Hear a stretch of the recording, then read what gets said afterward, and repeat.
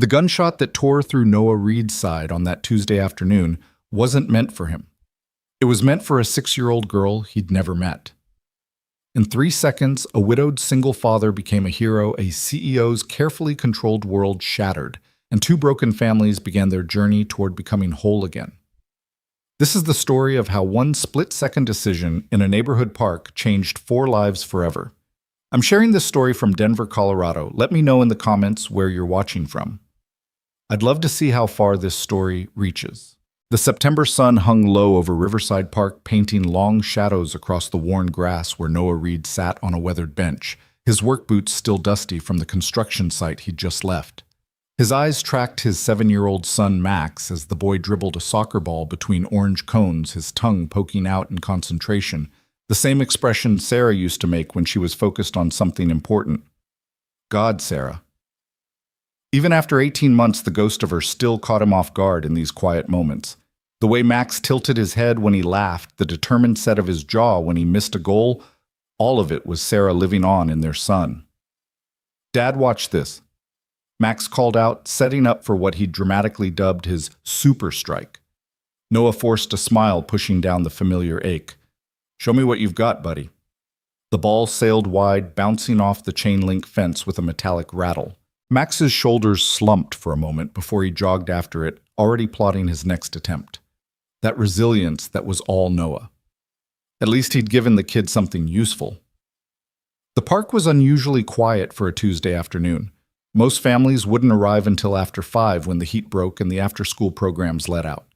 Noah preferred these stolen hours, just him and Max, no sympathetic looks from other parents who knew their story, no well-meaning attempts to set him up with someone's sister or cousin.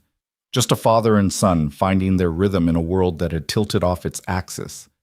He pulled out his phone, checking the time. 4:17. They had another 20 minutes before he needed to start dinner. Another notification from the construction company: overtime available this weekend. He'd take it, of course. He always did. The Bills didn't care that he was tired, that Max barely saw him some weeks. Single-parent mathematics were simple and cruel: time or money, never both. A flash of movement caught his eye. A little girl in a purple dress running toward the playground, her dark hair streaming behind her like a banner. She couldn't have been more than 6, maybe 7.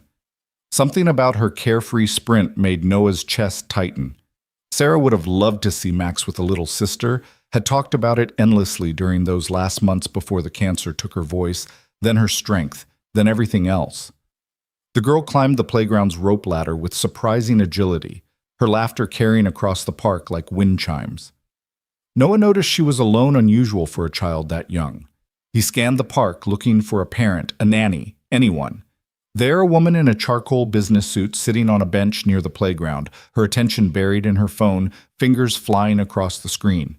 Even from 50 yards away, Noah could see the tension in her shoulders, the way she held herself like a compressed spring. Dad, I'm thirsty. Max had materialized at his elbow, face flushed from exertion. Noah handed him the water bottle from their bag. Small sips, remember, don't want you getting a cramp. Max gulped eagerly, water dribbling down his chin. Can we stay a little longer? Please. 10 more minutes. Noah conceded, ruffling his son's sweaty hair. Then we need to... The scream that split the air wasn't a child's playful shriek. It was raw terror, primal and wrong. Noah's head snapped toward the playground.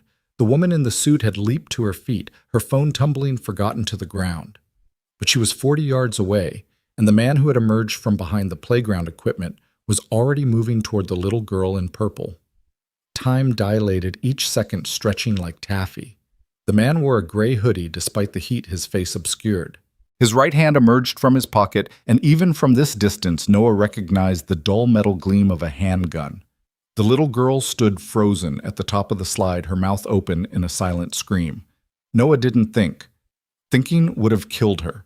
His body moved before his mind could catalog all the reasons this was insane. He had Max to think about. He was unarmed. He was just a construction worker, not a hero. But his legs were already pumping, covering ground with the same desperate speed he'd once used to race through hospital corridors, trying to reach Sarah's room before number focus. The distance collapsed. 30 yards, 20. The gunman was shouting something, his words lost in the roar of blood in Noah's ears. The woman in the suit was running too, but she was in heels, stumbling too far away. 10 yards. The gun swung toward the little girl. 5 yards. Noah could see the man's finger tightening on the trigger. 0. He wrapped his arms around the child, spinning his body to shield her as the world exploded in sound and pain. The bullet hit him just below his ribs on the left side, a sledgehammer blow that drove the air from his lungs. His momentum carried them both off the playground platform. He tried to control their fall, taking the impact on his back, while keeping the girl protected against his chest. They hit the wood chips hard. The pain from the gunshot wound went supernova, radiating through his entire body like liquid fire. The little girl was sobbing against his chest, her small fingers clutching his shirt. He could feel something warm and wet spreading across his side. "It's okay," he heard himself gasping. "You're okay! I've got you!" Footsteps pounded around them, running, shouting chaos. Someone was screaming for police for an ambulance. The gunman's footsteps were retreating fast, getting fainter. Noah tried to lift his head to see where Max was, but the world tilted sickeningly. "Don't leave me!" The little girl's voice was muffled against his chest.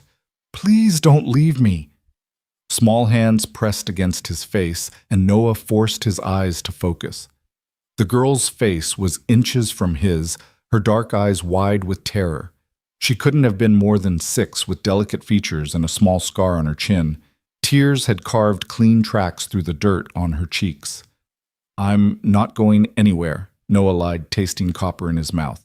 "What's your name, sweetheart?" "Grace," she whispered. "My name is Grace." "That's a beautiful name." The edges of his vision were going gray. "I'm Noah. Can you do something for me, Grace?" She nodded frantically. "Can you press really hard right here?" He guided her small hands to the wound on his side, trying not to cry out at the pressure. "Like you're giving me the world's strongest hug, okay?" "Grace." The woman in the suit crashed to her knees beside them, her hands hovering uncertainly over her daughter. Up close, Noah could see she was younger than he'd first thought, maybe mid-30s, with sharp cheekbones and eyes the same dark brown as Grace's. Her composure had shattered completely, replaced by raw maternal terror. "Oh God, baby, are you hurt? Are you—" "He saved me, Mama."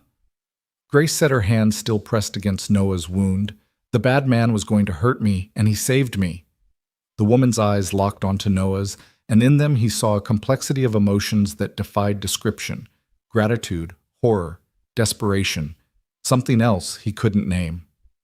"The ambulance is coming," she said, her voice steadier than her shaking hands. "Just hold on, please, just hold on." "My son," Noah managed. "Max, 7 years old, blue shirt. I'll find him. I'll take care of him." She was already looking around, spotting Max standing 20 feet away with a woman who had her arm around his shoulders. "The lady in the red shirt has him. He's safe." Relief flooded through Noah, followed immediately by a wave of dizziness. The gray at the edges of his vision was spreading darkness, creeping in like tide water. "Stay with me," the woman commanded, her hand covering his where it pressed against the wound. "You don't get to save my daughter and then die on us. That's not how this works." "Mama's right," Grace said solemnly, her small face fierce with determination. "You have to stay. You're my hero." Noah wanted to laugh at the absurdity of being lectured by a 6-year-old, but he couldn't seem to get enough air. Sirens were wailing somewhere close, getting louder. His vision tunneled down to Grace's face, her small hand still pressed against his side with all her might. "You're doing great, Grace," he whispered. "So brave." "Like you," she whispered back. The world fragmented into snapshots, paramedics swarming around them. Grace being pulled gently away. Her mother's voice sharp and commanding as she rattled off medical information. How did she know his blood type? Then Noah realized she was talking about Grace, checking her daughter for injuries, even as the paramedics worked on him. Someone was sliding a board under him, strapping him down. An oxygen mask covered his face. Through the crowd of medical personnel, he caught a glimpse of Max, his son's face white with terror. "Max!" He tried to call out, but the mask muffled his voice. The woman in the suit, Grace's mother, appeared in his field of vision. "I've got him. I'll bring him to the hospital. I'll take care of everything." Her hand briefly squeezed his. I promise. The ambulance doors were closing. The last thing Noah saw was Grace's face pressed against the window of her mother's car, her small hand raised in what might have been a wave or a promise. Then the darkness claimed him. Noah surfaced from unconsciousness like a deep-sea diver rising through layers of pressure. First came the pain, a dull, insistent throb in his left side that pulsed with his heartbeat. Then the sounds, the steady beep of monitors, the distant murmur of voices, the whisper of ventilation systems. Finally, the antiseptic smell that could only mean one thing: hospital. He'd spent enough time in hospitals with Sarah to recognize the particular quality of light that filtered through industrial blinds the way it painted everything in shades of beige and gray. But this was different. He was the patient now, not the helpless observer. His throat felt like sandpaper. When he tried to speak, only a croak emerged. Easy. A nurse appeared in his peripheral vision, a middle-aged woman with kind eyes and competent hands. "You're at Denver Medical. You've been out for about 6 hours. The surgery went well." Surgery. Right. He'd been shot. The memories rushed back the park, the gunman Grace's terrified face. "The girl," he managed. She's perfectly fine, thanks to you." The nurse adjusted his IV with practiced efficiency. "Been asking about you every 10 minutes, according to her mother. Speaking of which, you have quite the crowd in the waiting room. Your son is here with, well, I'm not entirely sure who she is, but she's been handling things like a general marshalling troops." That had to be Grace's mother. True to her word, she'd taken care of Max. Noah felt something in his chest unclench slightly.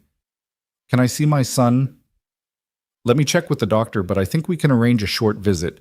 You're lucky, Mr. Reed. The bullet missed everything vital. You'll be sore for a while, but you're going to make a full recovery." Lucky. Noah wanted to laugh. He'd been shot protecting a stranger's child, leaving his own son to watch his father bleed out in a park. Sarah would have had words about his definition of luck. 20 minutes later, after the doctor had checked him over and pronounced him stable enough for visitors, the door opened. Max burst through like a small hurricane, then stopped abruptly 3 feet from the bed, uncertainty replacing momentum. "It's okay, buddy," Noah said, his voice stronger now. "Come here." Max approached slowly, his eyes taking in the bandages, the IV, the monitors. "Does it hurt?" "Some. But I'm okay. I promise." "You saved that girl." It wasn't a question. Max's voice held a mixture of awe and something else, fear maybe, or anger. "Yeah. Mom would have done the same thing." Max climbed carefully onto the chair beside the bed, pulling his knees to his chest. "That's what Mrs. Cole said, that Mom would have been proud." Mrs. Cole. So that was her name. As if summoned by the mention, there was a knock at the door. The woman from the park entered, but this was a different version of her. Gone was the power suit, replaced by jeans and a simple white blouse. Her hair, which had been pulled back in a severe bun, now fell in waves past her shoulders. She looked younger, softer, but her eyes remained sharp, assessing. Grace peeked out from behind her mother's legs, then ran to Noah's bedside before anyone could stop her. "You're awake." She beamed at him, then immediately looked concerned. "Does it hurt terribly?" "Not terribly," Noah assured her. "How are you doing, brave girl?" "I'm not the brave one," Grace said matter-of-factly. "You're the one who got shot." "Grace," her mother said gently, "remember what we talked about, gentle voices in the hospital?"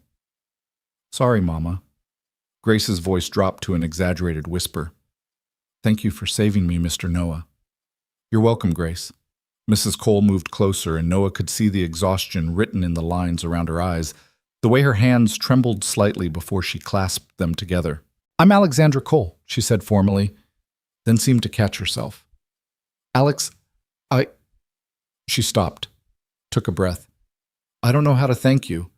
What you did, anyone would have—" "No." Her voice was sharp, cutting through his deflection. "They wouldn't have. 20 people in that park, and you were the only one who moved. You didn't know us. You had your own child to think about. And you still—" Her composure cracked slightly. "You saved my daughter's life." Noah didn't know what to say to that. The truth was, he hadn't thought about it at all. There had been a child in danger, and his body had moved, It was that simple and that complicated. The police caught him. Alex continued, her voice steadier now, returning to facts. Marcus Hoffman, my ex-husband's brother. He's had mental health issues for years, but we never thought... She stopped again, glancing at the children. That's a conversation for later. Ex-husband's brother. Noah filed that information away, noting the way Alex's jaw tightened when she mentioned it. Right now, Alex continued, I need you to know that all of your medical expenses will be covered. Everything. And I've arranged for a private room as soon as one becomes available. That's not necessary. It is. Her tone brooked no argument. I've also spoken with your employer. You'll receive full pay during your recovery, no questions asked. Noah blinked. How did you... I have resources, Mr. Reed, and when someone saves my daughter's life, I use them. She paused, seeming to realize how that sounded. I'm sorry. I don't mean to steamroll you. It's just, this is what I do. I fix things, I solve problems. And right now, making sure you and your son are taken care of is the only thing keeping me from completely falling apart. The vulnerability in that admission caught Noah off guard. Behind the composed exterior, Alexandra Cole was barely holding it together. Mom doesn't cry, Grace announced, but her eyes were all red in the car. Grace. Alex's cheeks flushed. It's true. And you said the F word twice. Max giggled, the first genuine laugh Noah had heard from him since he'd woken up. The sound loosened something in Noah's chest. Okay, that's enough sharing for now, Alex said, but there was warmth in her voice. We should let Mr. Reed rest. Can we come back tomorrow? Grace asked. I made you a card. Well, I started one, but I need more crayons. The good ones, not the broken ones from the hospital waiting room. You're welcome any time, Noah said, meaning it. As Alex herded Grace toward the door, she paused. Is there anyone I should call family, a girlfriend? No, Noah said quietly. It's just me and Max. Something shifted in Alex's expression, understanding maybe, or recognition. I have Grace's nanny bringing dinner for Max in about an hour. Is Chinese food okay? I didn't know if he had allergies. Chinese is great, thank you. She nodded, then ushered Grace out. At the door, Grace turned back and waved enthusiastically. Bye, Mr. Noah, bye, Max. See you tomorrow. After they left, the room felt oddly empty. Max scooted his chair closer to the bed. She's intense, Max said thoughtfully. Mrs. Cole, I mean. She made like 1,000,000 phone calls in the waiting room, and she knew my full name and birthday and everything without asking. How did she... She said she had her assistant look it up. She wanted to make sure she could take care of me properly. Max picked at a thread on his jeans. She seems sad, though, like underneath, the way you get sometimes. Out of the mouths of babes, Noah reached out, ignoring the pull of his stitches, and took his son's hand. I'm sorry you had to see that, buddy. Me getting hurt. Max squeezed his fingers. I was scared, but Mrs. Cole said you were too tough to let a little bullet stop you. She said you were a hero. I'm not a hero, I just... Dad.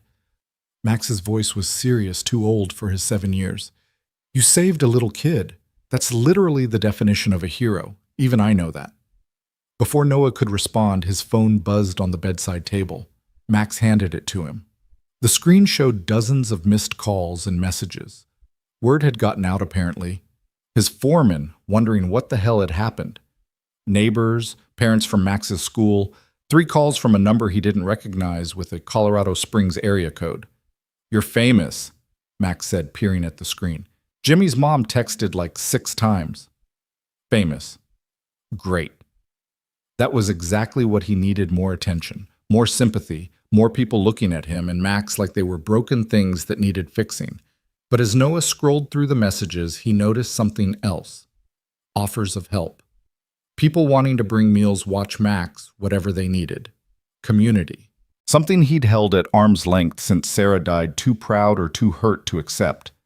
Maybe it was the pain medication or the residual adrenaline or just the strangeness of the day. But Noah found himself thinking that maybe, just maybe, letting people help wasn't the worst thing in the world. The next 3 days fell into an unexpected rhythm. Noah would wake to find Max already there, having been dropped off by Grace's nanny before school. Alex would arrive around 9 after getting Grace to kindergarten, always with coffee that was significantly better than the hospital sludge, and usually with some kind of paperwork. "I'm not signing this," Noah said on the third morning, pushing back the contract she'd placed on his tray table.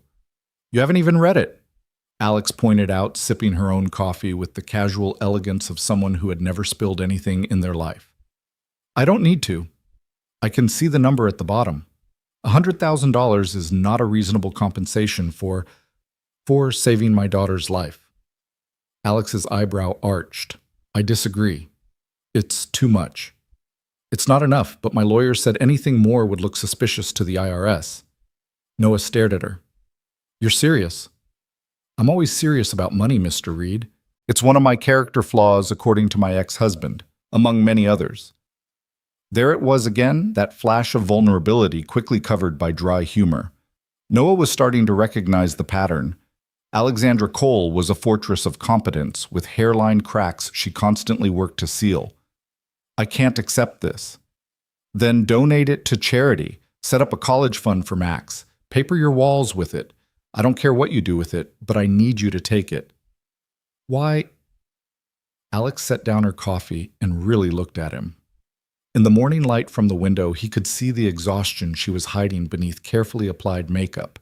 "Because for the rest of my life, every birthday, Grace has every graduation, every wedding, every moment I get to watch her grow up, I'll owe to you. And I cannot live with that debt without doing anything to balance the scales, even though I know it never really will be balanced." The raw honesty in her voice made Noah's chest tight in a way that had nothing to do with his healing wound. "It wasn't about money," he said quietly. "It wasn't about reward or recognition or anything like that. She was a scared little kid and I could help, that's all." "I know." Alex's voice was equally quiet. "That's what makes it worse.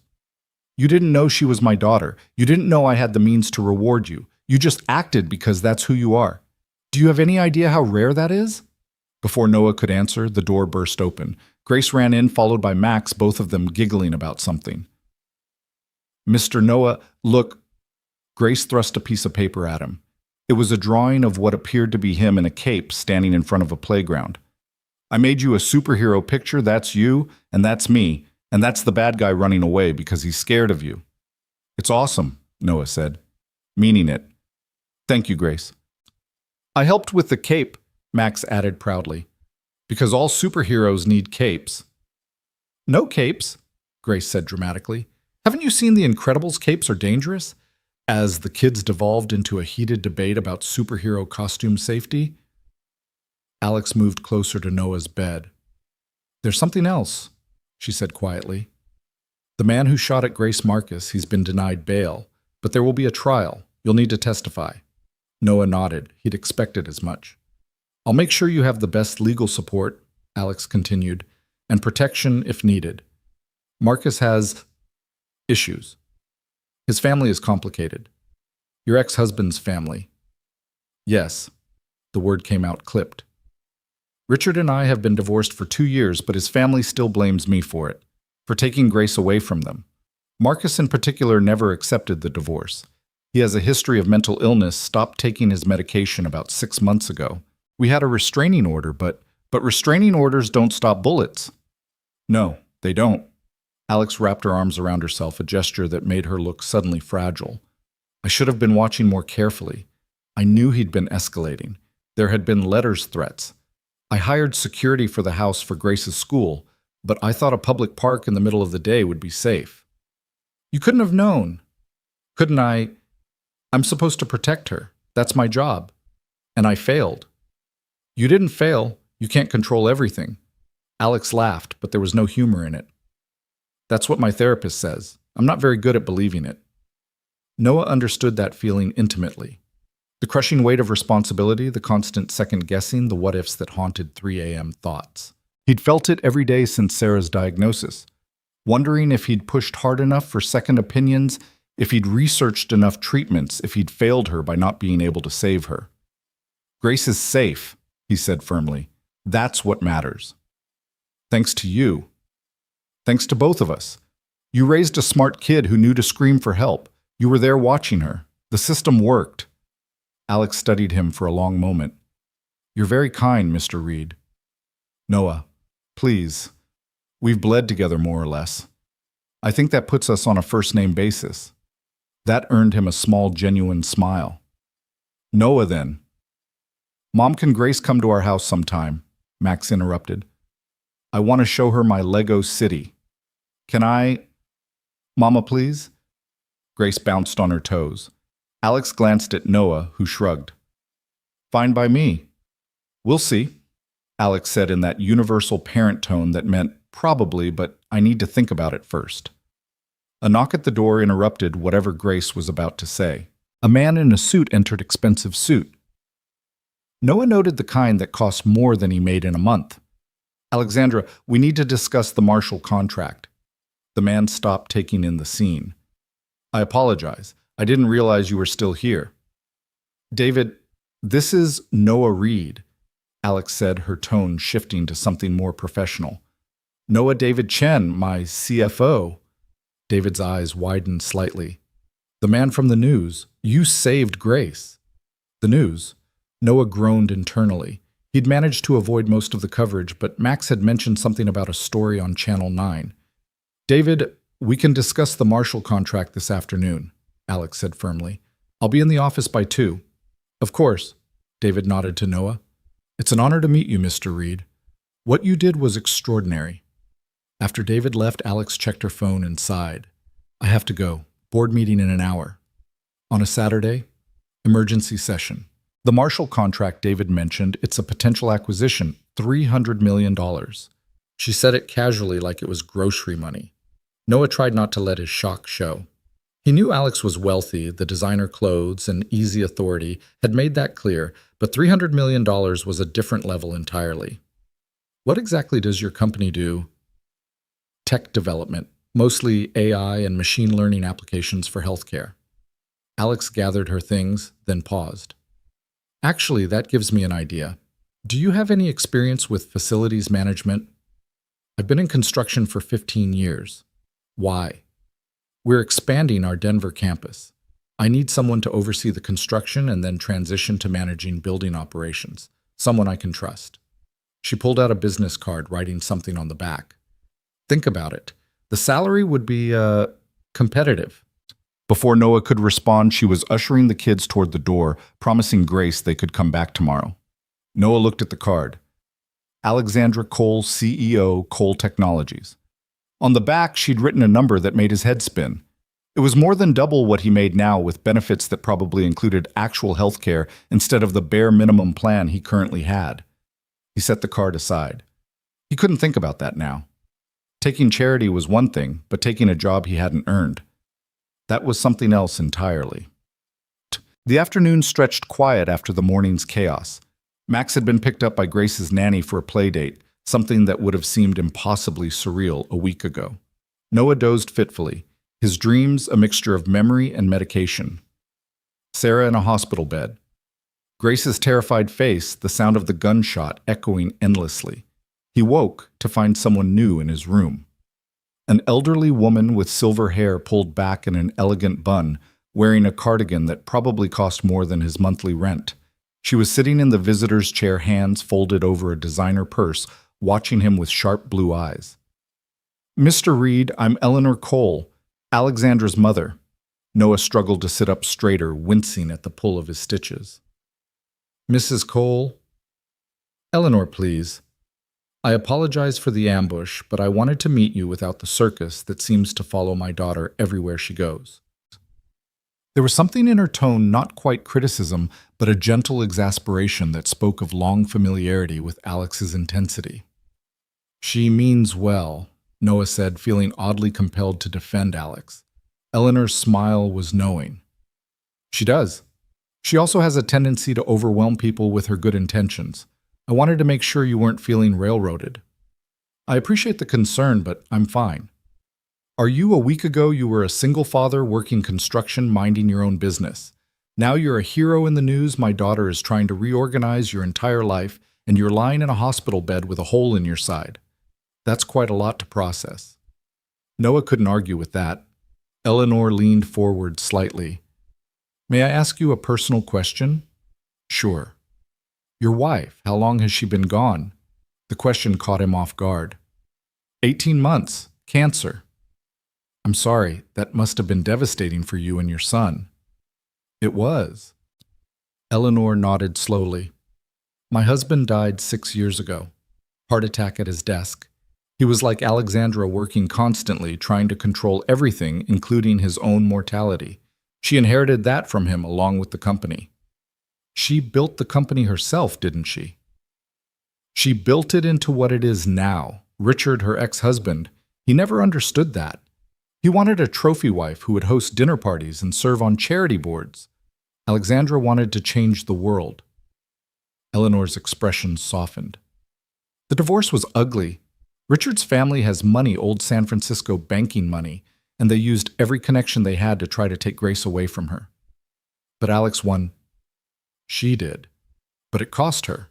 Not just financially, though the legal fees were astronomical. It cost her faith in people. She doesn't trust easily anymore.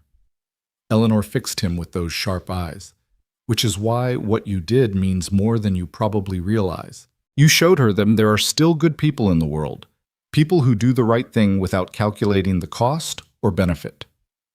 Noah didn't know what to say to that. I'm not here to pressure you, Eleanor continued. If anything, I want to make sure Alexandra isn't pressuring you. The job offer, the money, you should only accept what feels right to you. But I also want you to know that these offers come from a place of genuine gratitude, not pity or obligation. It feels like too much, Noah admitted. Perhaps, or perhaps you're not used to accepting help. It's a common trait among those who've had to be strong for others. Eleanor stood smoothing her skirt.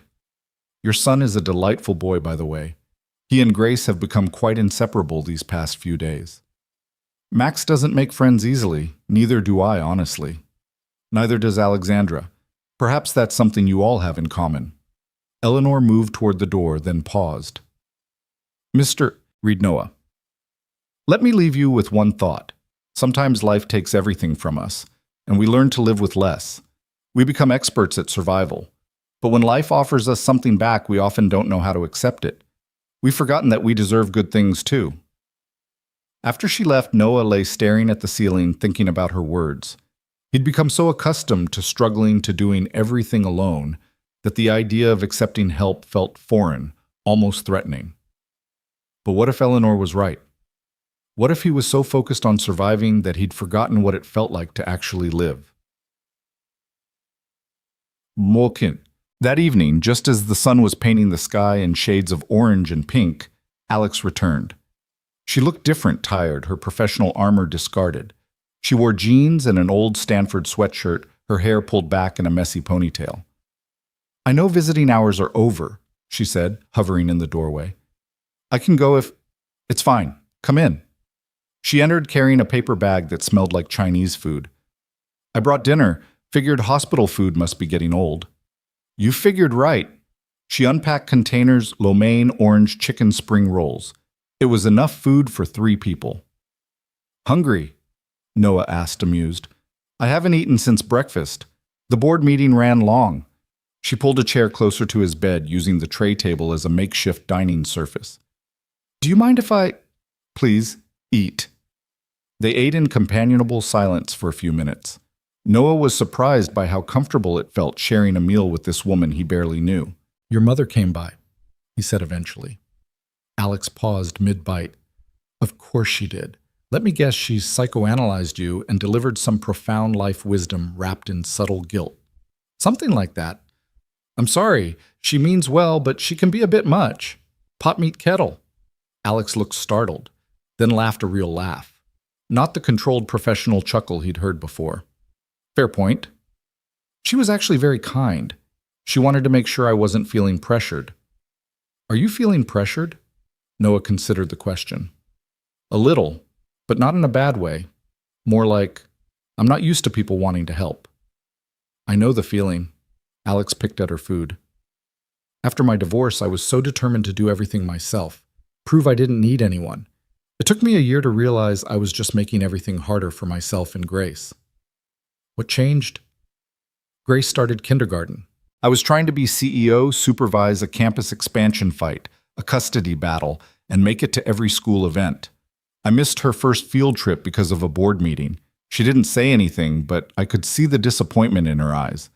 That night I hired a nanny and stopped trying to be superhuman. Sounds familiar.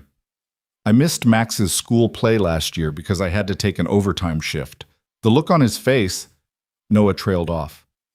We do the best we can, Alex said softly. That has to be enough, right?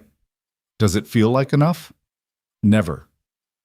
They shared a look of understanding, two single parents carrying the weight of trying to be everything to their children. Can I ask you something? Alex said. Why construction? You seem like someone who could do anything. Noah shrugged, then winced at the movement. Started right out of high school. Sarah and I got married young, had Max young. Construction paid well enough to support a family without a degree. Keep meaning to go back to school, but life keeps happening. Exactly. Alex was quiet for a moment. The job offer isn't charity, you know. I actually do need someone I can trust to oversee the expansion. Someone detail-oriented who won't be intimidated by contractors trying to cut corners or board members trying to micromanage. You don't know if I'm any of those things. Don't I? Alex pulled out her phone, scrolling to something. James Rodriguez, your current foreman. He says you're the most reliable worker he's ever had. You catch mistakes others miss, you're never late, and you've trained half his current crew. Maria Santos, Mac's teacher. She says you're one of the few parents who always reads the weekly newsletters and actually responds to her emails. Tom Chen, your neighbor. He says you helped him rebuild his deck last summer and wouldn't accept payment. Noah stared at her. You had me investigated. I had my assistant make some calls. There's a difference. Is there? Alex had the grace to look slightly embarrassed. I'm thorough. It's another character flaw. How many character flaws are you claiming to have? According to my ex-husband, too many to count. According to my therapist, just enough to make me interesting. Despite himself, Noah laughed. You're not what I expected. What did you expect? I don't know. Someone colder, I guess? More corporate. I can be that person. I have to be most of the time. But it's exhausting. Alex gathered up the empty containers, avoiding his eyes. It's nice to not have to be her for a while. There was something vulnerable in that admission, something that made Noah's chest tight in a way that had nothing to do with his injury. For what it's worth it, he said, I like this version better. Alex smiled soft, genuine, transformative. For a moment, she wasn't a CEO or a worried mother or a woman carrying too many responsibilities. She was just Alex sharing Chinese food in a hospital room as the day faded into evening. I should go, she said finally. Let you rest. But Noah, think about the job offer, please. Not because you saved Grace, but because I think you'd be good at it. And because I think maybe you deserve something good to happen for once. After she left, Noah lay in the growing darkness thinking about deserving good things, about accepting help, about the way Alex's smile had transformed her face. He thought about Max and Grace becoming friends, about the possibility of a job that would mean regular hours and health insurance, and maybe even time to coach Max's soccer team. He thought about Sarah, what she would say if she were here. She'd probably laugh at him for overthinking it. Stop being so proud, she'd say. Let people help you. Let yourself be happy. The moon was rising outside his window, full and bright. Somewhere in the city, Max was probably getting ready for bed at his own house, hopefully tired from playing with Grace. Somewhere else, Alex was probably still working, trying to control all the variables in her life, except the ones that really mattered. Noah reached for the business card on his bedside table, running his finger over the embossed letters of her name. Alexandra Cole. Alex. Such a small difference, but it felt significant. The CEO was Alexandra. The woman who brought him Chinese food and laughed at his jokes was Alex.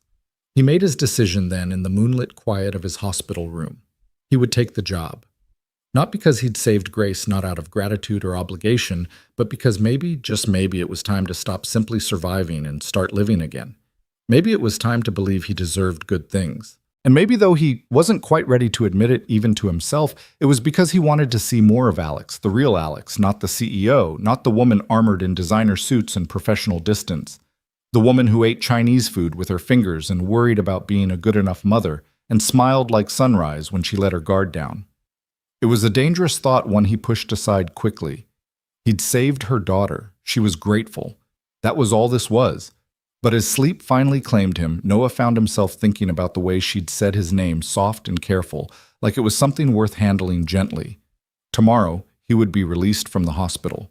Tomorrow, real life would resume with all its complications and responsibilities.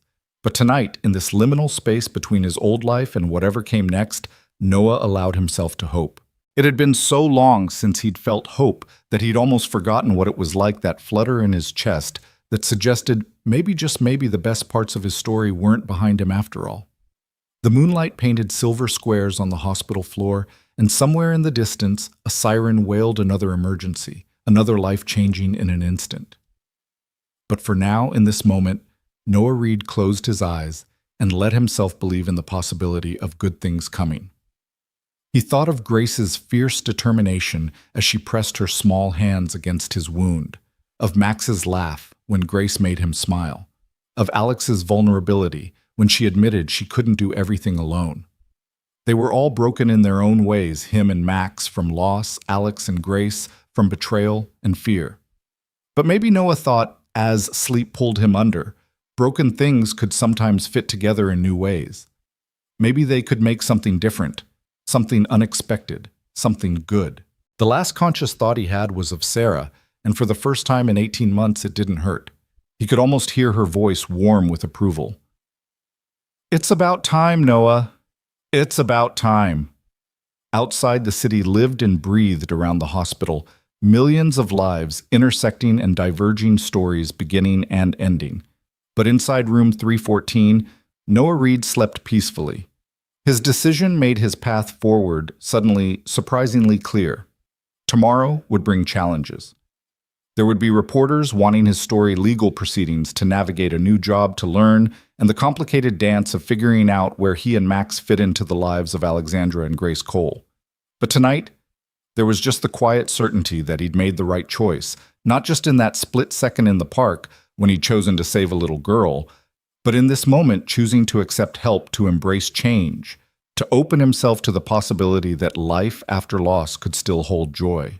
The moon continued its arc across the sky, and Noah slept on, unaware that 3 miles away, Alex was standing at her office window looking at the same moon and thinking about the same possibilities. She'd built an empire on calculation and control, but Noah Reed had reminded her that the best things in life, love, trust, heroism, couldn't be quantified or controlled. They could only be chosen moment by moment, day by day. And tomorrow, when the sun rose over Denver, they would all begin choosing their way toward each other, one careful step at a time. The morning Noah was discharged from the hospital arrived with unseasonable rain, the kind that turned Denver's streets into rivers and made everything smell like wet concrete and possibility. Max stood by the window of room 314, his nose pressed against the glass, watching the drops race each other down the pane, while Noah slowly pulled on the clothes Alex had sent over, jeans that actually fit, and a soft Henley that didn't aggravate his bandages. "She got your size exactly right," Max observed, turning from the window. "That's kind of creepy." "Or thorough," Noah countered, though he privately agreed it was a bit unsettling how accurately Alex had guessed not just his clothing size, but his preference for broken-in denim and shirts without logos. The door opened, and Alex herself entered, shaking raindrops from her umbrella. She wore what Noah was beginning to recognize as her casual uniform designer jeans, a cashmere sweater, and an expression that suggested she'd already solved 3 problems before breakfast. "Ready?" she asked, then noticed Max's backpack. "Oh, good, you remembered your homework. Grace is convinced you promised to help her with her reading." "She's already better at reading than half my class," Max said, but he was smiling. As they made their way through the hospital discharge process, Noah noticed how Alex managed everything with quiet efficiency. Paperwork appeared and disappeared. Wheelchair protocols were somehow waived. And before he quite understood how it happened, they were in the back of a black SUV with leather seats that probably cost more than his truck. "This isn't the way to my apartment," Noah said, as they turned onto a tree-lined street he didn't recognize. "No, it's the way to mine," Alex said, not looking up from her phone. "You're staying in our guest house while you recover. It's already been arranged." "Alex, the doctor said you need someone to monitor your wound for signs of infection. You can't lift anything over 10 pounds for 2 weeks, and you live in a third-floor walk-up with no elevator. She finally looked at him.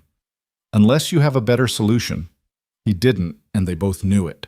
What he had was a stubborn pride that had kept him going for 18 months and was now running headfirst into Alex's immovable will. The coal estate. Because that's what it was, an estate took Noah's breath away. Not ostentatious, but elegant in that understated way that whispered rather than shouted its wealth. The main house was all clean lines and vast windows set back from the street behind gates that opened smoothly as they approached. The guest house, visible beyond a pool that gleamed like a sapphire despite the rain, was bigger than his apartment. "This is too much," Noah said. "This is practical," Alex countered. "Grace has been having nightmares. Having you close by helps her feel safe. Are you really going to argue with a 6-year-old's mental health?" It was masterfully played, and Noah had to admire the strategy, even as he recognized the manipulation. Grace must have been watching for them, because she burst out of the main house before the car fully stopped flying across the wet driveway in rainbow rain boots and a unicorn raincoat. "Mr. Noah Max, you're here. I made cookies, but Mama says we can't eat them until after lunch. But maybe just one wouldn't hurt, right?" Her enthusiasm was infectious. Max was already out of the car, the two of them racing toward the house with the abandon of children who hadn't yet learned to be careful with friendship. "He hasn't been this happy in months," Noah said quietly. "Neither has she," Alex replied. Marcus, my ex-brother-in-law, his actions took something from her. Some essential trust that the world was safe. Seeing you recover having Max as a friend, it's giving that back to her. They made their way to the guest house slowly, Noah trying not to lean too obviously on the railing of the pathway. The space was gorgeous, all warm woods and soft grays, with a kitchen that opened onto a living area and floor-to-ceiling windows that looked out onto the pool. "The bedroom's through there," Alex said, gesturing. "I had some of your things brought over from your apartment. Nothing personal, just clothes and necessities. Max's room is upstairs if he wants to stay some nights, though I imagine he and Grace will be back and forth constantly." Noah sank onto the couch, exhaustion hitting him suddenly. The simple act of leaving the hospital had drained him more than he wanted to admit. Alex disappeared into the kitchen, returning with a glass of water and a pill bottle. "Antibiotics. Every 6 hours. And before you argue, taking care of yourself isn't weakness, it's wisdom." "You sound like Sarah," Noah said without thinking, then froze. But Alex just smiled softly. "She sounds like she was a smart woman." "She was." Noah took the pills, washing them down. "She would have liked you. You're both forces of nature disguised as normal people." "I'm hardly normal," Alex said, sitting in the chair across from him. "Normal people don't have panic rooms and security details and ex-in-laws who try to kidnap their children." The weight of what had almost happened, settled between them. Noah could see it in the tightness around Alex's eyes, the way her fingers worried at the edge of her sweater. "He won't hurt her again," Noah said firmly. "No," Alex agreed. "He won't, because he's going away for a very long time and because I'm never letting my guard down again." "That's no way to live." "It's the only way I know how to live now." She stood abruptly. "I need to get to the office. There's food in the fridge, the Wi-Fi password is on the counter, and my cell is programmed into the house phone. Call if you need anything." After she left, Noah sat in the quiet luxury of the guest house, feeling unmoored. 3 weeks ago, his biggest concern had been making rent and getting Max to soccer practice on time. Now he was sitting in a guest house that was nicer than anywhere he'd ever lived about to start a job that would triple his salary, his son playing happily with a little girl whose life he'd saved. Sarah would have found it all hilarious. "Look at you," she would have said, accidentally stumbling into a whole new life. "Try not to overthink it, babe." But overthinking was all Noah had these days. It was easier than feeling. The rain had stopped and weak sunlight was trying to pierce the clouds. Through the windows, he could see Max and Grace in the main house's kitchen, apparently decorating cookies with what looked like half a bottle of sprinkles. Alex's housekeeper, a maternal woman named Rosa, who'd introduced herself earlier, was supervising with an indulgent smile. Noah's phone buzzed, a text from an unknown number. "This is David Chen. Alex asked me to send you the details for Monday's construction meeting. Attached is the project scope. She speaks highly of your expertise." Monday. 5 days away. 5 days to figure out how to transform himself from Noah Reed construction worker to Noah Reed director of facilities management for Coal Technologies. The title alone made him feel like an imposter. But then he thought about Max's face when he'd seen his room in the guest house, a real room, not the converted closet that passed for his bedroom in their apartment. He thought about health insurance that would actually cover things about being able to say yes when Max asked if he could join the traveling soccer team. He thought about Alex trying to be everything to everyone, carrying the weight of her company and her daughter's safety on shoulders that were strong but not invincible. Maybe they all needed this, whatever this was turning into. The afternoon passed in a blur of kids' laughter and surprising domesticity. Rosa insisted on feeding everyone, producing a spread of sandwiches and soup that turned into an impromptu party. Grace regaled them with stories from kindergarten. Max actually talked full sentences, opinions, jokes even. It was like watching him come back to life.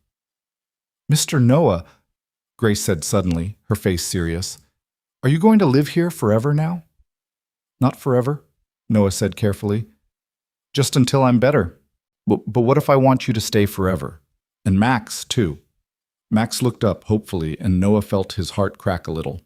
These kids, both of them carrying losses too big for their small bodies, were already weaving themselves together into something that looked dangerously like family. "We'll see," Noah said, using Alex's deflection from earlier. "Grown-ups always say that when they mean no," Grace observed sagely. "Sometimes they say it when they mean maybe," Rosa interjected, winking at Noah. "Now who wants to help me make dinner?" As the kids scrambled to help, Rosa lingered near Noah. "She's been different since you saved Grace," she said quietly. "Ms. Alex, she smiles more. Real smiles, not the kind she wears for work. It's just relief. Her daughter's safe." Rosa shook her head. "I've worked for this family 6 years. I know the difference between relief and something else. She trusts you.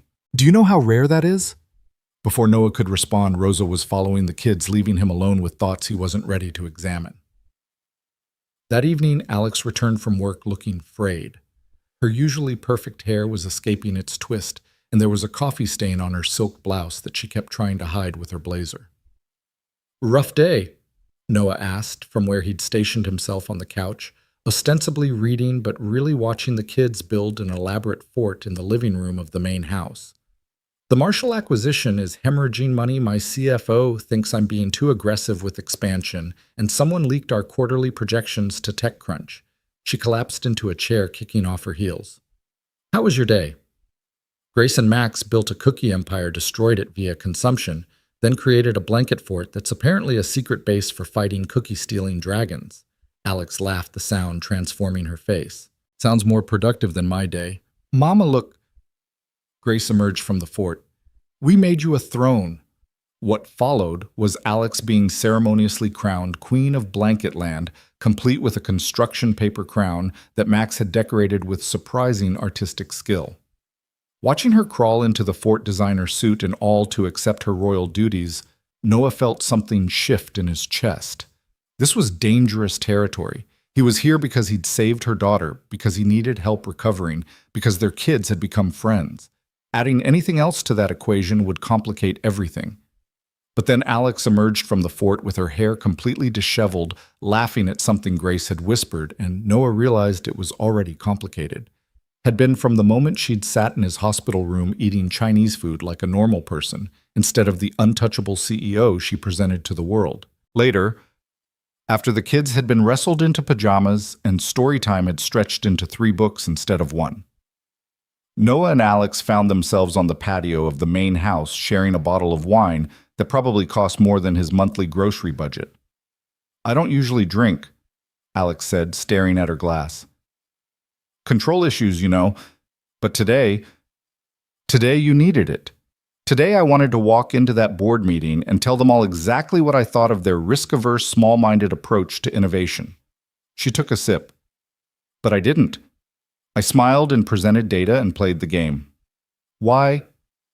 "Because I have 4,300 employees depending on me to keep the company stable.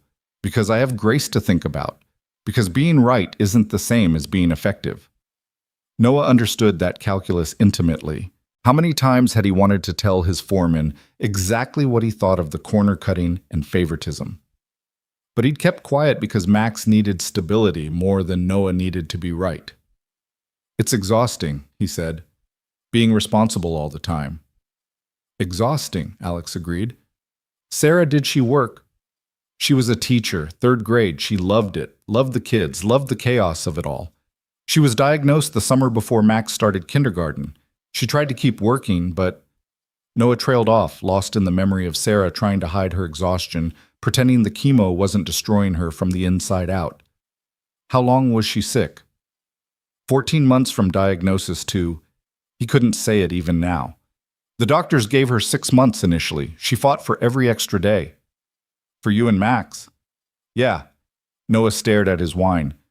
"Sometimes I wonder if I should have let her go sooner, if holding on so tight was selfish." Alex's hand covered his on the table. It wasn't selfish. It was love. They sat in silence, her hand warm on his, the night air cool around them. Somewhere in the distance, a siren wailed, but here in this bubble of safety and wealth, it felt like another world. "I should go," Noah said, finally not moving. "You should rest." Alex agreed, not pulling her hand away. It was Grace's scream that shattered the moment. Both parents were moving before conscious thought Noah, ignoring the sharp pull of his stitches as he followed Alex's sprint into the house. They found Grace sitting up in bed, tears streaming down her face, Max already there, trying to comfort her. "The bad man was back," she sobbed. "He was trying to take me again." Alex gathered her daughter close, rocking her gently. "It was just a dream, baby. You're safe. The bad man is in jail." "But what if he gets out? What if he comes back?" "He won't," Noah said firmly, sitting on the edge of the bed. "You know why?" Grace shook her head. "Because you've got a whole team protecting you now. Your mom, Rosa, Max, me. We're like the Avengers, but better because we're real." "Really?" Grace's voice was small. "Really. And you know what else? You're brave. Braver than you know. You did exactly what you were supposed to do that day you called for help. That takes courage." Grace looked at him with those dark eyes, so like her mother's. "Were you scared?" "Terrified," Noah admitted. "But being brave doesn't mean not being scared. It means doing what's right even when you are scared. Like when I had to get shots at the doctor. Exactly like that." Grace considered this, then held out her arms to Noah. He hugged her carefully, mindful of his injury, feeling her small body relax against him. "Will you stay until I fall asleep?" she asked. Noah looked at Alex, who nodded. "We'll both stay," Alex said. They ended up in an awkward configuration. Alex on one side of Grace's bed, Noah on the other. Max curled up at the foot like a loyal puppy. Grace held both their hands, her grip surprisingly strong for such a small child. "Tell me a story," she demanded. "A happy one." Noah looked at Alex, who shrugged. "You're the one who promised we're the Avengers." So Noah found himself spinning a tale about Princess Grace and her loyal knight Max, protecting their kingdom from dragons who turned out to just be lonely and needed friends. Alex added details of the dragons loved cookies, they were afraid of the dark too, they just wanted to be understood. By the time the story wound down, both kids were asleep. Noah and Alex extracted themselves carefully, ending up in the hallway outside Grace's room. "Thank you," Alex whispered. "She hasn't let anyone but me comfort her since it happened. She's processing. It'll take time. You're good with her, with kids in general." "I had a good teacher," Noah said, thinking of Sarah and all her patience, her endless well of love for children, even ones that weren't hers. They stood there in the dimly lit hallway, neither moving to leave. Alex had taken her hair down at some point, and it fell in waves past her shoulders. There was a vulnerability to her in this moment, stripped of her professional armor. "I should let you rest," she said finally. "Probably." Neither moved. "Noah, she started, then stopped. "The job starts Monday, if you're sure you want it." "I'm sure." "It won't be easy. The construction crews we've been working with are resistant to oversight. They've been cutting corners, inflating costs. I need someone who can stand up to them." "I've been standing up to tough guys on construction sites since I was 18. I can handle it." I know you can. She smiled soft and genuine. That's why I want you for the job. The weight of the day was catching up to Noah, his injury throbbing with each heartbeat. Alex must have noticed because she steadied him with a hand on his arm. Let me help you back to the guest house. I can manage. I know you can, but you don't have to. It was such a simple statement, but it hit Noah like a physical blow. You don't have to. For 18 months, he'd had to do everything, be mother and father to Max, keep working, despite his grief, hold everything together through sheer will. The idea that he didn't have to, that someone else could help carry the weight, was both terrifying and intoxicating. They walked slowly through the garden, Alex's hand on his arm, steadying him. The night was clear now, stars visible despite the city lights. It felt like walking through a dream too perfect to be real, too good to last. At the guest house door, Alex paused. I meant what I said before, about you staying as long as you need. This isn't charity, Noah. This is, I don't know what this is, but it feels right. Yeah, Noah agreed. It does. She stretched up and kissed his cheek, the touch so light he might have imagined it. Then she was gone, walking back to the main house, leaving Noah standing in his doorway with his hand pressed to his cheek like a teenager after his first kiss. Inside, he took his antibiotics, changed his bandages, and lay in the too comfortable bed thinking about the turn his life had taken. 3 weeks ago, he'd been invisible, another single father struggling to make ends meet, grinding through each day just to get to the next.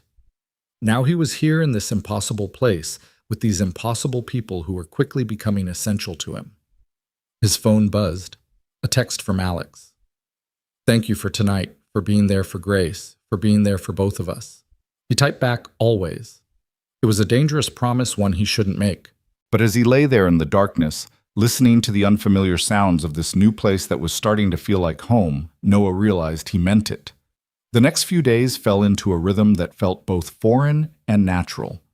Mornings with the kids, getting them ready for school, Alex leaving early for the office, pressed and perfect, but always pausing to kiss Grace goodbye, and increasingly to squeeze Noah's shoulder or touch his hand. Afternoons in the guest house, Noah reviewing the construction plans David Chen had sent, making notes about the obvious problems, the places where contractors were taking advantage of coal technology's deep pockets. Rosa became his unexpected ally, bringing him lunch and staying to chat, filling in the gaps about Alex's life that Alex herself would never share. Her father built the company from nothing, Rosa told him Thursday afternoon, but he was old-fashioned, wanted to leave it all to Alex's brother. But Michael, he had no head for business. Drunk driver killed him when he was 22. Mr. Cole never recovered. Had the heart attack 2 years later. And Alex inherited everything. At 25. Can you imagine fresh out of business school, grieving her father and brother, and suddenly responsible for a multi-million-dollar company? Then she met Richard at some charity thing, and everyone thought finally she'll have help. But Richard... Rosa's expression darkened. Richard wanted the money and the status, but not the woman who came with it. He tried to change her. He tried to diminish her, make her smaller, less threatening to his ego. When she wouldn't shrink herself down to fit his expectations, he found other women who would. Noah's hands clenched involuntarily. He cheated on her. Multiple times, then had the nerve to blame her for it, said she was too focused on work, too independent, too much. Rosa shook her head. Grace was the only good thing to come from that marriage. It explained so much Alex's need for control, her difficulty trusting the way she seemed constantly prepared for betrayal or disappointment. That evening, Alex came home earlier than usual, finding Noah in the main house kitchen, attempting to help Rosa with dinner while Max and Grace did homework at the breakfast bar. You should be resting, she said, but she was smiling. I've been resting for 4 days. I'm going stir-crazy. Mama, Mr. Noah is teaching us how to make his special spaghetti sauce, Grace announced. It's a secret recipe. Not that secret, Noah said. The trick is adding a little brown sugar to balance the acidity of the tomatoes. Brown sugar in spaghetti sauce? Alex looked skeptical. Trust me. She held his gaze for a moment, something passing between them. Okay. It was such a small word, but Noah heard the weight of it. Alex Cole didn't trust easily, but she was trusting him with her daughter, with her company, with this fragile thing building between them. Dinner was chaotic and perfect. Grace got sauce on her nose, Max actually laughed at Alex's terrible jokes, and Rosa pretended not to notice when she served dessert that there was something different about the way Alex and Noah looked at each other. "Tell us about when you and Dad met," Max said suddenly, then looked stricken. "I mean, if you want to. You don't have to." Noah's throat tightened. Max rarely asked about Sarah anymore, as if talking about her might hurt too much. "We met in high school," Noah said carefully. "She was new, just moved from California. Walked into chemistry class like she owned the place, sat right in front of me and turned around and said, 'You look smart. Want to be lab partners?'" "What did you say?" Grace asked, enthralled. "Nothing. I just nodded like an idiot. Couldn't believe the prettiest girl in school wanted to be my partner." "Was she really the prettiest?" Max asked. "To me, she was. Still is." Noah caught Alex watching him with an expression he couldn't read. She had this laugh that could light up a room, and she was terrible at chemistry but brilliant at everything else. I helped her pass science. She helped me pass at being brave enough to ask her out. "How did you ask her?" Grace wanted to know. Noah smiled at the memory. "I wrote it in the steam on her car window after practice one day. Prom, with a little heart. She said it was the corniest thing she'd ever seen. Then she said yes." "That's romantic," Grace sighed. "That's vandalism," Alex said, but she was smiling. After dinner, the kids disappeared to play video games, and Rosa shooed Noah and Alex out of the kitchen, insisting on handling the dishes alone. They ended up on the patio again, the evening tradition that had developed without either of them acknowledging it. "Max doesn't usually talk about his mom," Noah said. "Grace doesn't usually let people close enough to need to talk about anything." Alex pulled her knees up to her chest, making herself smaller in the chair. "She's been different since you came. More open. More like she was before. Before the divorce. Before Richard showed his true colors. She was 3 when she saw him with another woman. At a restaurant where I was supposed to meet them. She didn't understand what was happening, but she knew something was wrong. Kids always know." "I'm sorry." "Don't be. It led us here, didn't it?" She looked at him, then really looked at him. "I've been thinking about what my mother said to you, about deserving good things." "Yeah. I think she was right. We've both been in survival mode for so long we've forgotten what it feels like to actually live, to want things beyond just getting through the day." "What do you want?" Noah asked, his voice low. Alex was quiet for so long he thought she wouldn't answer. Then, "I want to not be afraid all the time. I want Grace to sleep through the night without nightmares. I want to trust someone besides my mother and Rosa." She paused. "I want to know what it feels like to be chosen for who I am, not what I can provide." The vulnerability in her voice made Noah's chest ache. He understood that want that need to be seen as a person rather than a role provider, protector parent. "You know what I want," he said. "I want Max to remember how to be a kid. I want to watch him grow up without constantly worrying about money. I want to stop feeling guilty for still being here when Sarah isn't." He took a breath. "I want to stop being afraid that letting someone new in means letting her go." They sat with those truths between them, heavy and real. Inside, they could hear the kids laughing at something on the TV, Rosa singing along to the radio in the kitchen. It was domestic and messy and imperfect and somehow exactly right. "Monday's going to change things," Alex said finally. "Yeah. You'll be my employee. There will be boundaries, professional ones." "I know." "Do you? Because I'm not sure I do. I've never—" She trailed off, then started again. "I've never mixed personal and professional like this. It's dangerous." "Probably." "You're not making this easier," she said, but there was warmth in her voice. "Did you want easy?" "No," she admitted. "Easy would be simple. This is complicated." Noah thought about reaching for her hand, but didn't. Monday was coming, and with it, a new dynamic. He needed this job, needed the stability it would provide for Max. But he was also increasingly aware that he needed something else, something that had nothing to do with money or security, and everything to do with the way Alex looked in the moonlight, vulnerable and strong in equal measure. "We should review the construction plans," Alex said, clearly retreating to safer ground. "There are things you need to know about the contractors, about the politics involved." So they spent the next hour going over blueprints and budgets, Alex explaining the web of relationships and rivalries that Noah would have to navigate. She was brilliant, like this strategic and insightful, seeing 3 moves ahead like a chess master. Thompson Construction has the primary contract, but they've been subcontracting to Martinez without proper oversight. Martinez is good, but expensive, and I suspect Thompson is pocketing the difference. Classic scheme. I've seen it a dozen times. You need someone on site daily, someone who knows construction and isn't intimidated by the crews. That's why I need you. The way she said it, looking directly at him, made it sound like she needed him for more than just the job. But before Noah could respond, Max appeared in the doorway. Dad, I don't feel good. Noah was up immediately, pressing his hand to Max's forehead. Warm, but not alarming. Probably just too much dessert, Rosa said, appearing with Grace in tow. Grace had the same problem last week when she discovered the candy stash I thought I'd hidden. Rosa, Grace protested. That was supposed to be a secret. Despite feeling unwell, Max smiled at Grace's outrage. The two of them had become co-conspirators in the way only children could, 0 to inseparable in a matter of days. Let's get you home, Noah said to Max, then caught himself. Home. The guest house wasn't home, but it was starting to feel like it could be. I'll walk with you, Alex offered.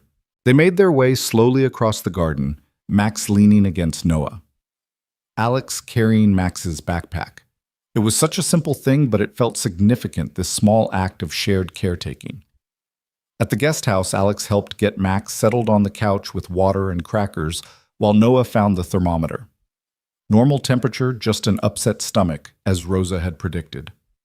I should go, Alex said softly, not to wake Max, who was already drowsing. Early meeting tomorrow. Alex, Noah called as she reached the door. Thank you for all of this, for giving us a chance. She turned back, silhouetted in the doorway. I think we're giving each other a chance. After she left, Noah sat watching Max sleep, thinking about chances and choices. In 3 days, he would walk into Cole Technologies as Director of Facilities Management. It was a ridiculous title for someone who'd been swinging hammers and reading blueprints for 15 years, but Alex believed he could do it. More importantly, he was starting to believe it himself. His phone buzzed, a text from an unknown number. When he opened it, his blood went cold. You think you're a hero, but you're just in the way. She's mine. They both are. This isn't over. Noah screenshot the message immediately, his hand steady despite the rage building in his chest. He forwarded it to Alex with a simple message, call me. His phone rang within seconds. Where did this come from? Alex's voice was controlled, but tight. Unknown number, just came through. Richard, it has to be Richard. Marcus is in custody, but Richard, he's been too quiet since this happened. Your ex-husband is threatening you. He's done it before, just never in writing. He's usually smarter than that. There was a pause. I'm calling my lawyer and the police. Save everything. And Noah, be careful. Richard doesn't like to lose, and in his mind, he's already lost too much. Should I be worried about Max? I'll have security increased immediately. I should have done it sooner. I just thought... Her voice cracked slightly.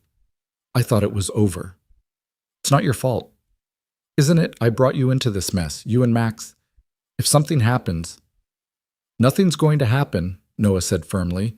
We're going to handle this the right way through legal channels. And Alex, he doesn't get to win. Not this time. There was silence on the other end, then a shaky breath. You sound very sure. I am. You know why? Because he's operating from weakness. He's lost control and he's lashing out. That message, that's desperation, not strength. How are you so calm about this?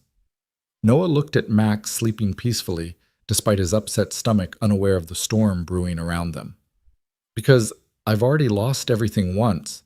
It taught me what's worth fighting for, and what's just noise. This is noise. What matters is keeping our kids safe and not letting fear control us. Our kids, Alex repeated softly. You said our kids. Noah realized what he'd said, but didn't take it back. Yeah, I did. Another pause, then Alex's voice stronger now. Security will be there within the hour. Don't answer the door for anyone else. And Noah, thank you for being calm, for being here, for everything. After they hung up, Noah checked all the locks, pulled the curtains, and settled in to wait. The security arrived exactly when Alex said they would, two professionals who introduced themselves as Tom and Marcus, explaining they would be stationed outside for the night. Noah didn't sleep. He sat in the living room watching the shadows move across the walls, thinking about Richard Cole and what kind of man would threaten his ex-wife and child. He thought about Marcus Hoffman sitting in a jail cell because his loyalty to his brother had twisted into something dangerous. He thought about the complexity of families, how love could become possession, how protection could become control.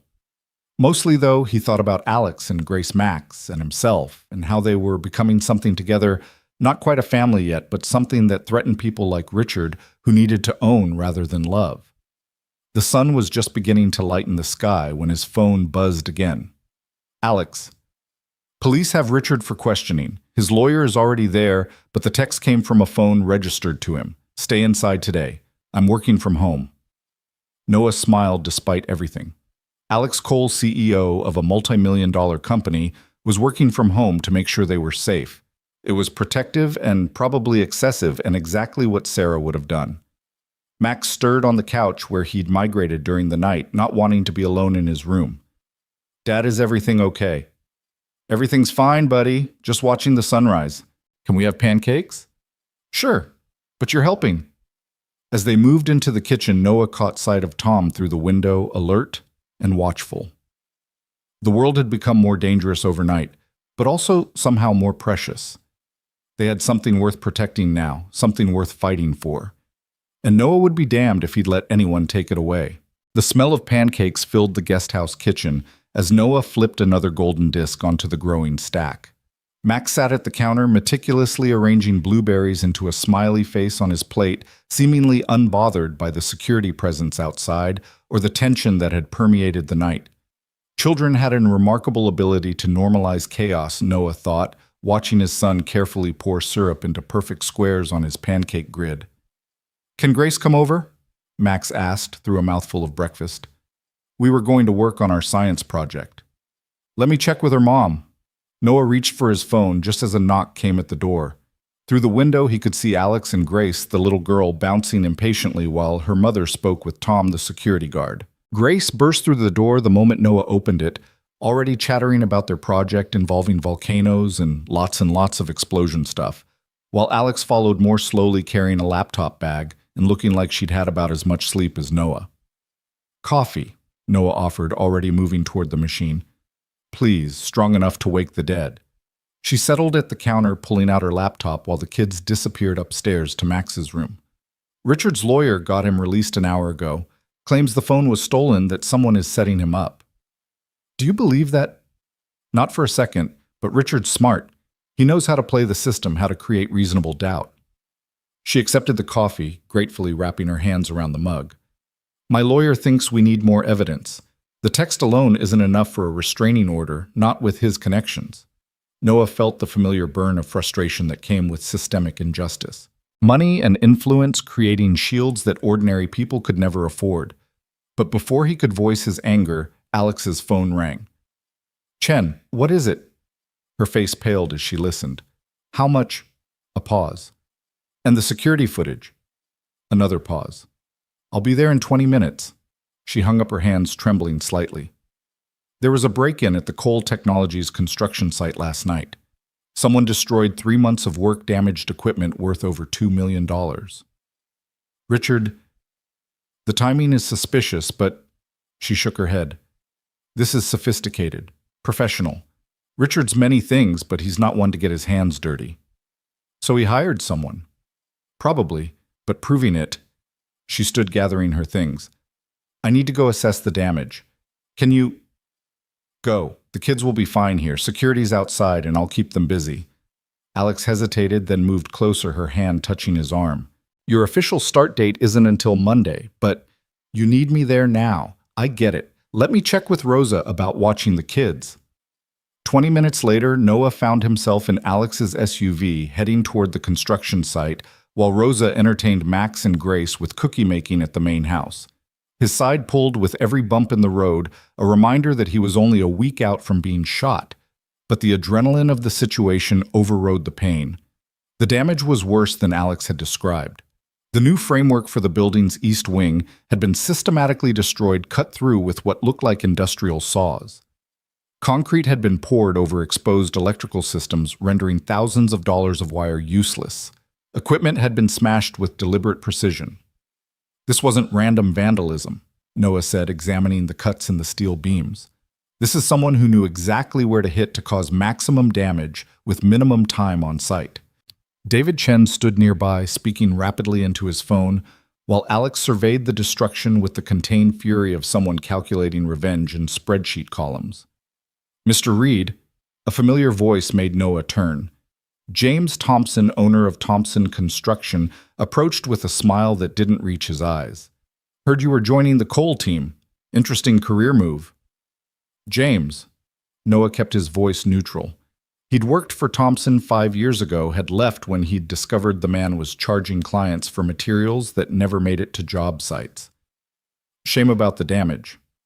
Terrible thing. But that's what happens when you don't have proper security. I've been telling Ms. Cole she needs better protection, but Thompson shrugged the gesture, somehow making it sound like Alex had brought this on herself. We had security, Alex said coldly. They were called away on a false alarm at the main building 20 minutes before the break-in. Inside information, Noah murmured low enough that only Alex heard. She nodded slightly. Well, we'll get this cleaned up, Thompson said, already pulling out his phone. I can have crews here this afternoon. Of course, rush work costs extra, and with the material shortage, that won't be necessary. Alex cut him off. We'll be conducting a full investigation before any reconstruction begins. Thompson's friendly mask slipped for a moment. That could set your timeline back months. Then we'll adjust the timeline. Alex's tone could have frozen fire. Thank you for your concern, Mr. Thompson. After Thompson left, Noah walked Alex through what he'd observed, pointing out the strategic nature of the destruction, the specific tools that would have been needed, the insider knowledge required to disable just the right systems. This was Thompson, Noah said quietly. Maybe working with Richard, maybe just taking advantage of the chaos, but this has his fingerprints all over it. Can you prove it? Give me access to the security footage, the work logs, and the purchase orders for the last 6 months. I'll find the proof. Alex studied him for a moment. This is why I need you. You see what others miss. I see what people like Thompson don't want seen. There's a difference. They spent the next 3 hours documenting everything, Noah taking photos from angles that showed the precision of the destruction, while Alex coordinated with insurance companies and law enforcement. By the time they finished, Noah's side was screaming and Alex looked ready to collapse. Let's get you home, she said, noticing his barely concealed wince. I'm fine. You're not, and pushing yourself won't help anyone. Her tone softened. Please, let me take care of you for once. The drive back was quiet, both of them processing the morning's events. As they pulled through the gates of the estate, Noah saw 2 unfamiliar cars in the driveway. My lawyer, Alex explained, tension returning to her shoulders. And probably Richard's. He likes to ambush me at home, knowing I won't make a scene in front of Grace. Sure enough, Richard Cole stood on the front steps, all golden confidence and expensive suit, talking animatedly with a man who had lawyer written all over him. Richard was handsome in that polished way that spoke of good genes and better grooming, the kind of man who'd never had dirt under his fingernails or worry lines that weren't carefully Botoxed away. Alexandra, Richard called out as they exited the car, his voice carrying that particular tone of ownership that made Noah's jaw clench. We need to discuss this ridiculous accusation. Anything you have to say can go through lawyers, Alex said, moving to walk past him. Richard stepped into her path and Noah moved instinctively closer, his body angling to put himself between them, if necessary. And this must be the hero, Richard said, his eyes raking over Noah with obvious disdain. The construction worker who thinks he can play in the big leagues. Noah Reed, Noah said evenly, not offering his hand. I know who you are. The question is, do you know who I am, what you're getting involved in? Richard, stop. Alex's voice was tired. Whatever game you're playing. Game? Richard's voice rose. You're accusing me of making threats, Alexandra. Me. After everything I've done for you, everything I gave you. Everything you gave me? Alex laughed sharp and bitter. You mean the debt? The affairs? The constant belittlement? Which gift are we discussing exactly? You always were dramatic. It's what makes you good at business, but terrible at being a wife. Noah stepped forward, but Alex's hand on his arm stopped him. He's trying to provoke a reaction, she said quietly. Don't give him what he wants. Listen to her hero, Richard sneered. She's good at manipulation. Ask her how many men she's gone through since our divorce. Ask her why none of them stay. That's enough. Noah's voice was calm but carried an edge that made Richard step back slightly. You need to leave, or what you'll shoot me like you shot Marcus. I didn't shoot anyone. I protected a child from a man with a gun, your brother, if I understand correctly. Richard's face flushed. Marcus is sick. He needs help, not prison. Then maybe you should have gotten him help instead of feeding his delusions about Alex owing you something. You don't know anything about our family? Mr. Cole. Alex's lawyer, a sharp-featured woman named Patricia Reeves, stepped forward. You're in violation of the preliminary agreement to maintain distance during the investigation. I suggest you leave before we add harassment to the charges being considered. Richard's lawyer whispered urgently in his ear, and Richard's jaw clenched. This isn't over, Alexandra. You can't keep Grace from her family forever. Her family tried to kill her, Alex said quietly, and the raw pain in her voice made Noah want to wrap her in his arms. Professionalism be damned. Richard left with a final glare that promised retribution, his lawyer scrambling to keep up. Patricia turned to Alex with a sigh. He's escalating. This visit, the text last night, he's building towards something. I know. Alex rubbed her temples. What are our options? Limited without more concrete evidence. The text helps, but... Patricia glanced at Noah. Mr. Reed, your testimony will be crucial. Marcus's trial is in 3 weeks. Richard will likely be there playing the supportive brother card. We need to be prepared for him to try to paint you as the aggressor. Let him try, Noah said. I know what happened. So do a dozen witnesses. Patricia nodded approvingly. Good. Stay strong, both of you. Men like Richard count on wearing people down. She gathered her briefcase. I'll file for an emergency restraining order based on today's confrontation. It might not stick, but it creates a paper trail. After Patricia left, Alex and Noah stood in the driveway, the space between them charged with unspoken words. Finally, Alex broke. I'm sorry. You didn't sign up for this. Richard, the drama, the danger. Stop. Noah turned her to face him, his hands gentle on her shoulders. I signed up to protect Grace that day in the park. Everything else, that's just life happening. Messy, complicated life. Your life wasn't this messy before. No, it was just empty. The admission surprised him with its truth. Max and I were existing, not living, going through motions, surviving days. This is living, even the hard parts. Alex's eyes filled with tears. She quickly blinked away. You barely know us. I know enough. I know Grace has your strength and your smile. I know you work yourself to exhaustion trying to be everything to everyone. I know you eat takeout straight from the container when you think no one's watching, and you sing off key in the shower, and you check on Grace 17 times a night because you're terrified something will happen if you're not vigilant enough. How do you? The guest house shares a wall with your bathroom. Thin walls. Your version of Taylor Swift is unique. That startled a laugh out of her, genuine and unguarded. That's mortifying. That's human. You're allowed to be human, Alex. She looked at him for a long moment, something shifting in her expression. Monday seems very far away suddenly. What do you mean? The professional boundaries we talked about. They feel... She struggled for words. Insufficient. Before Noah could respond, the front door burst open and Grace ran out, Max close behind. Mama, Mr. Noah, we made a volcano, and it actually explodes. Rosa helped, but then it got in her hair, and now she looks like a purple monster. The moment shattered, replaced by the chaos of children, and Rosa emerging with indeed purple foam in her usually immaculate hair, laughing despite the mess. But as they all trooped inside to see the science project disaster, Noah caught Alex's hand, squeezing briefly. We'll figure it out, he said quietly. The boundaries, Richard, all of it. She squeezed back. Promise. Promise. The afternoon dissolved into unexpected normalcy. The volcano was cleaned up and successfully redemonstrated with less explosive results. Grace insisted on giving everyone science names, dubbing Noah Professor Hammer and Alex Dr. Boss Lady, which made Max laugh until he couldn't breathe. Rosa produced lunch that somehow managed to use up leftovers while feeling like a feast, and for a few hours they could pretend they were just a normal family enjoying a Saturday. But reality crept back as the sun began to set. Alex's phone rang constantly.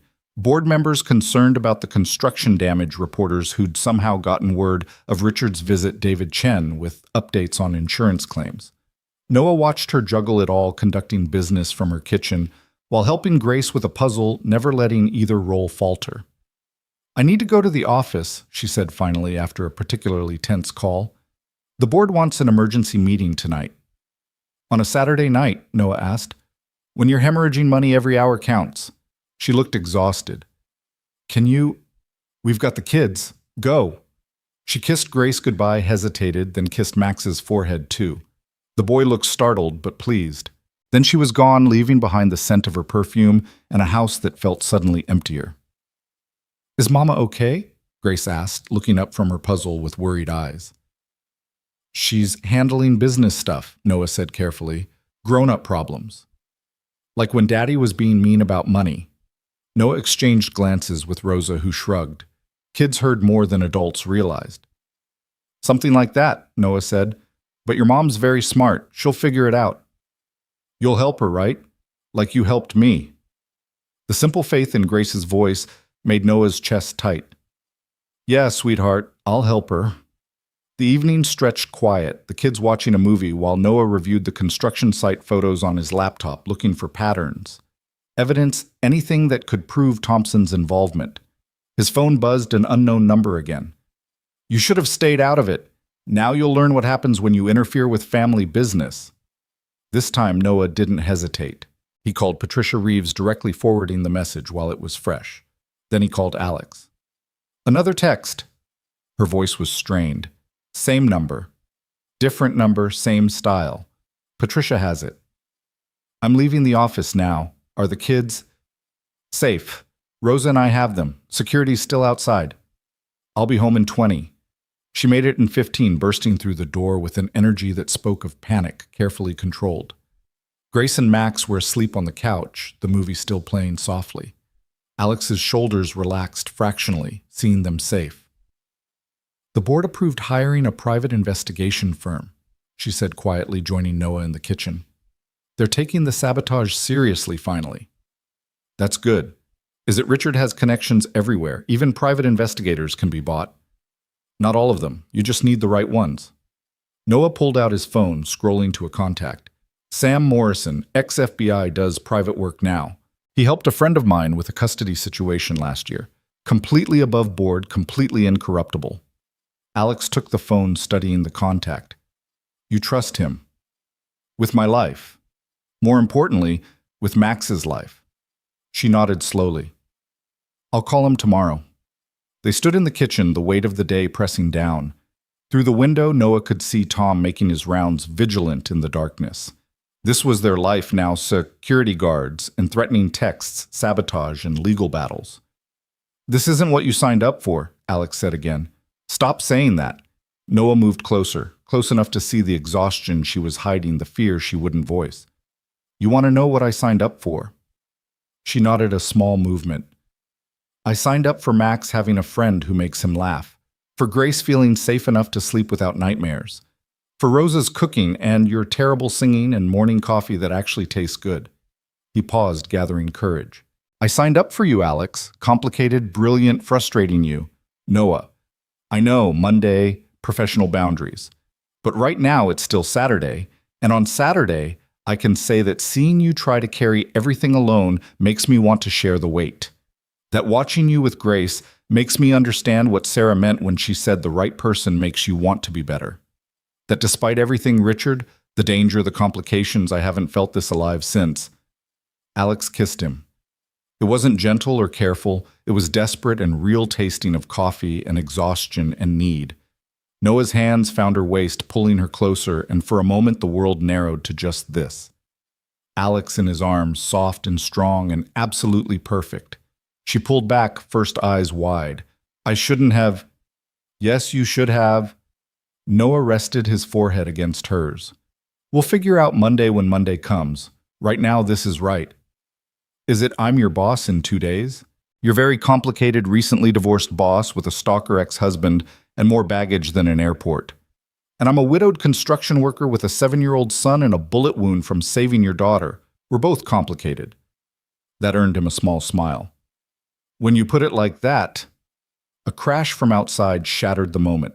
Noah was moving before a thought, pushing Alex behind him as he headed for the door. Through the window, he could see Tom wrestling with someone in dark clothing, both figures struggling on the ground.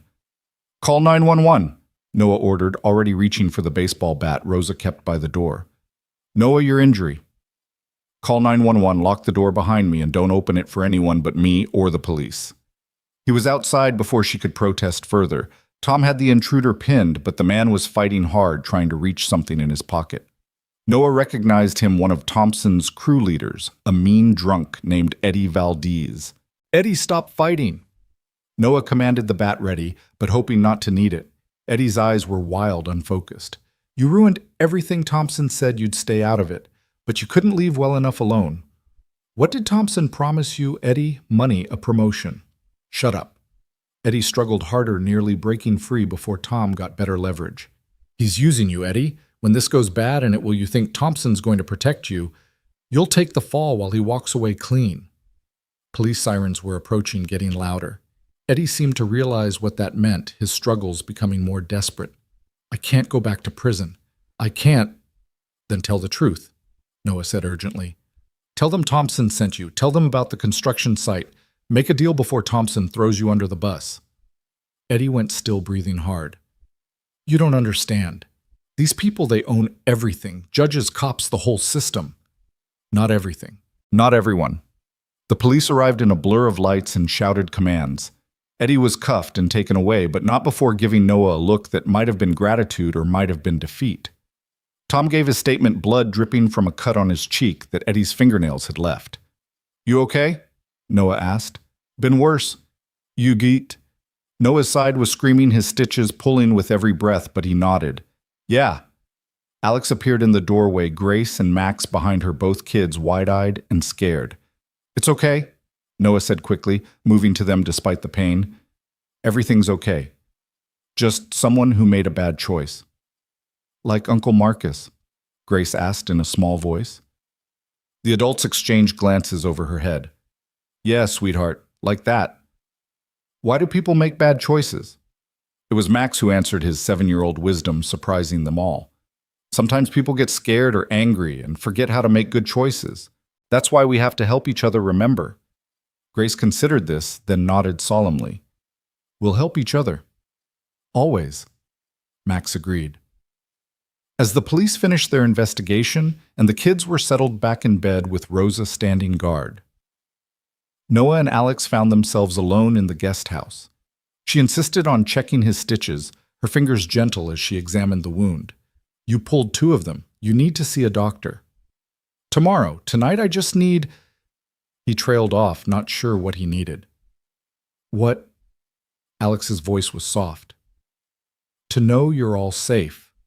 To stop feeling like I'm failing at protecting you the way I failed at protecting Sarah. Alex's hands stilled. Noah, Sarah had cancer. You couldn't protect her from that. Logic and feelings don't always align. No, she agreed. They don't. She finished checking his wound, applying new bandages with practiced efficiency. You didn't fail tonight. You stopped Eddie, got him to question Thompson's hold on him. That's huge. Maybe. Alex curled up beside him on the couch, careful of his injury. Can I tell you something? Always. I haven't felt safe since the divorce. Maybe even before that. Richard made me feel like I was constantly under attack, constantly having to defend my right to exist as I was. But with you, she paused. With you, I remember what safe feels like. Noah pulled her closer, ignoring the protest from his ribs. You are safe. I promise you that. They stayed like that as the night deepened, not talking about Monday or boundaries or the complications waiting for them. Outside Tom's replacement stood watch. Somewhere in the city, Eddie Valdez was probably deciding whether to flip on Thompson. Richard was likely plotting his next move. The threads of danger and opportunity were weaving together in ways they couldn't yet see. But in this moment in the quiet guest house with Alex warm against his side, Noah felt something he hadn't experienced since Sarah's diagnosis, hope that wasn't desperate faith, that wasn't blind. This was real, complicated and messy and dangerous, but real. "Stay," he said quietly, "just to sleep.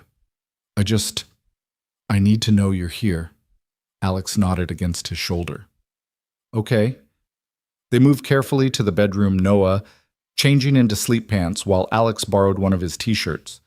It was intimate without being sexual domestic in a way that should have felt strange but didn't. They lay facing each other in the darkness, not touching but close enough to feel each other's warmth.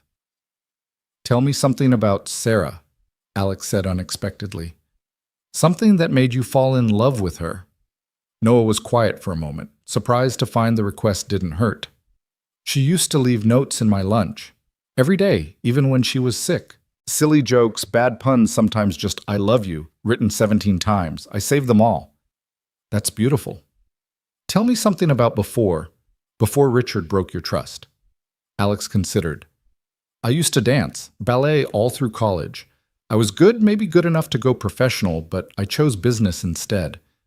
Richard hated that I'd given up something artistic for something practical, said it proved I had no soul." "Do you still dance?" "Not since Grace was born. Richard said it was undignified for a mother." "Richard's an idiot." That startled a laugh from her. "Yes, he really is." They talked quietly as the night wore on about small things, favorite books and worst jobs, childhood fears and adult dreams. Noah learned that Alex was afraid of spiders, but not boardrooms, that she'd taught herself coding at 12 just to prove she could, that her favorite sound was Grace laughing. Alex learned that Noah had wanted to be an architect before life intervened, that he built elaborate Lego cities with Max every Sunday, that he still set 2 coffee cups out every morning before remembering. "We're going to be okay," Alex said, finally, sleep making her voice soft. "All of us. We're going to be okay." Noah reached across the space between them, finding her hand. "Yeah, we are." As sleep finally claimed them, Noah thought about the strange paths that led people to each other. A month ago, he'd been anonymous, just another face in the crowd. Now he was here in this space between one life and another, with this remarkable woman who was rebuilding herself even as she helped him rebuild. Monday would come with its complications. There would be investigations and trials, professional boundaries to navigate, and children's hearts to protect. Richard wouldn't give up easily, and Thompson would fight dirty to protect his interests.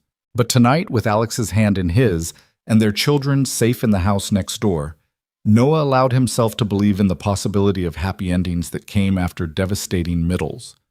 Sarah would have wanted this for him, he realized. Not a replacement for what they'd had, but something new, something different, something that honored the past while embracing the future. The last thing he heard before sleep took him was Alex's breathing steady and trusting beside him, and he thought that maybe, just maybe, saving Grace that day in the park hadn't just been about protecting one little girl. Maybe it had been about saving all of them. Sunday morning arrived with Grace's small hand patting Noah's face, her whispered, "Mr. Noah, are you awake?" piercing through the fog of sleep. He opened his eyes to find her standing beside the bed. Max behind her, both children looking concerned. Alex stirred beside him, immediately, alert in that way parents learn to be. "What's wrong, sweetheart?" Alex asked, sitting up, his t-shirt hanging loose on her frame. "Rosa says there's people outside. With cameras." Grace's lower lip trembled. "Are they here about the bad man?" Noah was already moving, pulling on a shirt while Alex went to the window. Her soft curse told him everything he needed to know. The media had found them. "How many?" he asked, joining her at the window. At least 6 news vans lined the street outside the gates, reporters and cameramen milling around like vultures waiting for carrion. "Too many." Alex's phone was already ringing. She glanced at it and sighed. David, the board's gonna love this. She answered, walking toward the bathroom. Chen, I see them. No, don't release a statement yet. Noah turned to the kids who were watching with wide eyes. Hey, how about we make a blanket fort in the main house, super secret, no windows? But what about the people outside? Max asked. They're just doing their jobs. They want to tell everyone's story about how I helped Grace, but we don't have to talk to them if we don't want to. Can we make the fort big enough for everyone? Grace asked. Even Rosa. Especially Rosa, Noah confirmed. She makes the best fort snacks. As the kids ran off to gather supplies, Alex emerged from the bathroom fully dressed in clothes she must have retrieved while Noah was distracted. The transformation from sleepy woman in his t-shirt to composed CEO was remarkable and somehow sad. I have to go out there, she said. Make a statement, control the narrative before Richard does. You don't have to do it alone. Yes, I do. You're not part of this, Noah. Not publicly. We can't afford to give Richard ammunition about... She gestured between them. About us? There is no us. Not officially. Not yet. The words were firm, but her eyes were apologetic. Tomorrow you become my employee. We need to be careful. Before Noah could respond, she was gone, striding toward the front gates with Patricia Reeves, who had appeared as if summoned. Through the window, Noah watched Alex face the cameras, poised and professional, giving nothing away, as reporters shouted questions about Marcus, about Richard, about the hero who'd saved her daughter. She's protecting you, Rosa said, appearing at his elbow. And herself. But mostly you and Max. I don't need protecting. Don't you? Those vultures would eat you alive, twist your story, dig into your past. Sarah's death, everything. Miss Alex knows how they work. She's been dealing with them since her father died. Noah watched Alex field questions with practiced ease, deflecting the invasive ones, providing just enough information to satisfy without revealing anything substantial. She was magnificent and distant, a different person from the woman who'd slept beside him holding his hand. His phone buzzed. Sam Morrison, the investigator he'd recommended. Noah, it's Sam. Ms. Cole hired me this morning. I need to talk to you about what I'm finding. Can you meet... I'm trapped by media at the Cole estate.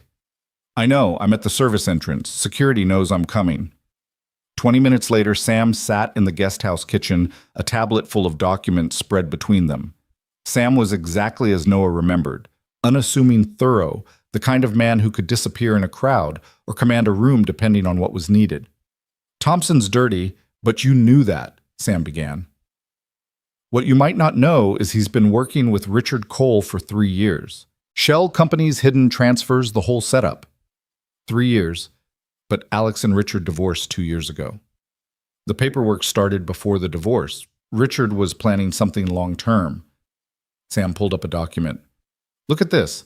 Thompson Construction got every Cole Technologies contract right after Richard and Alex separated.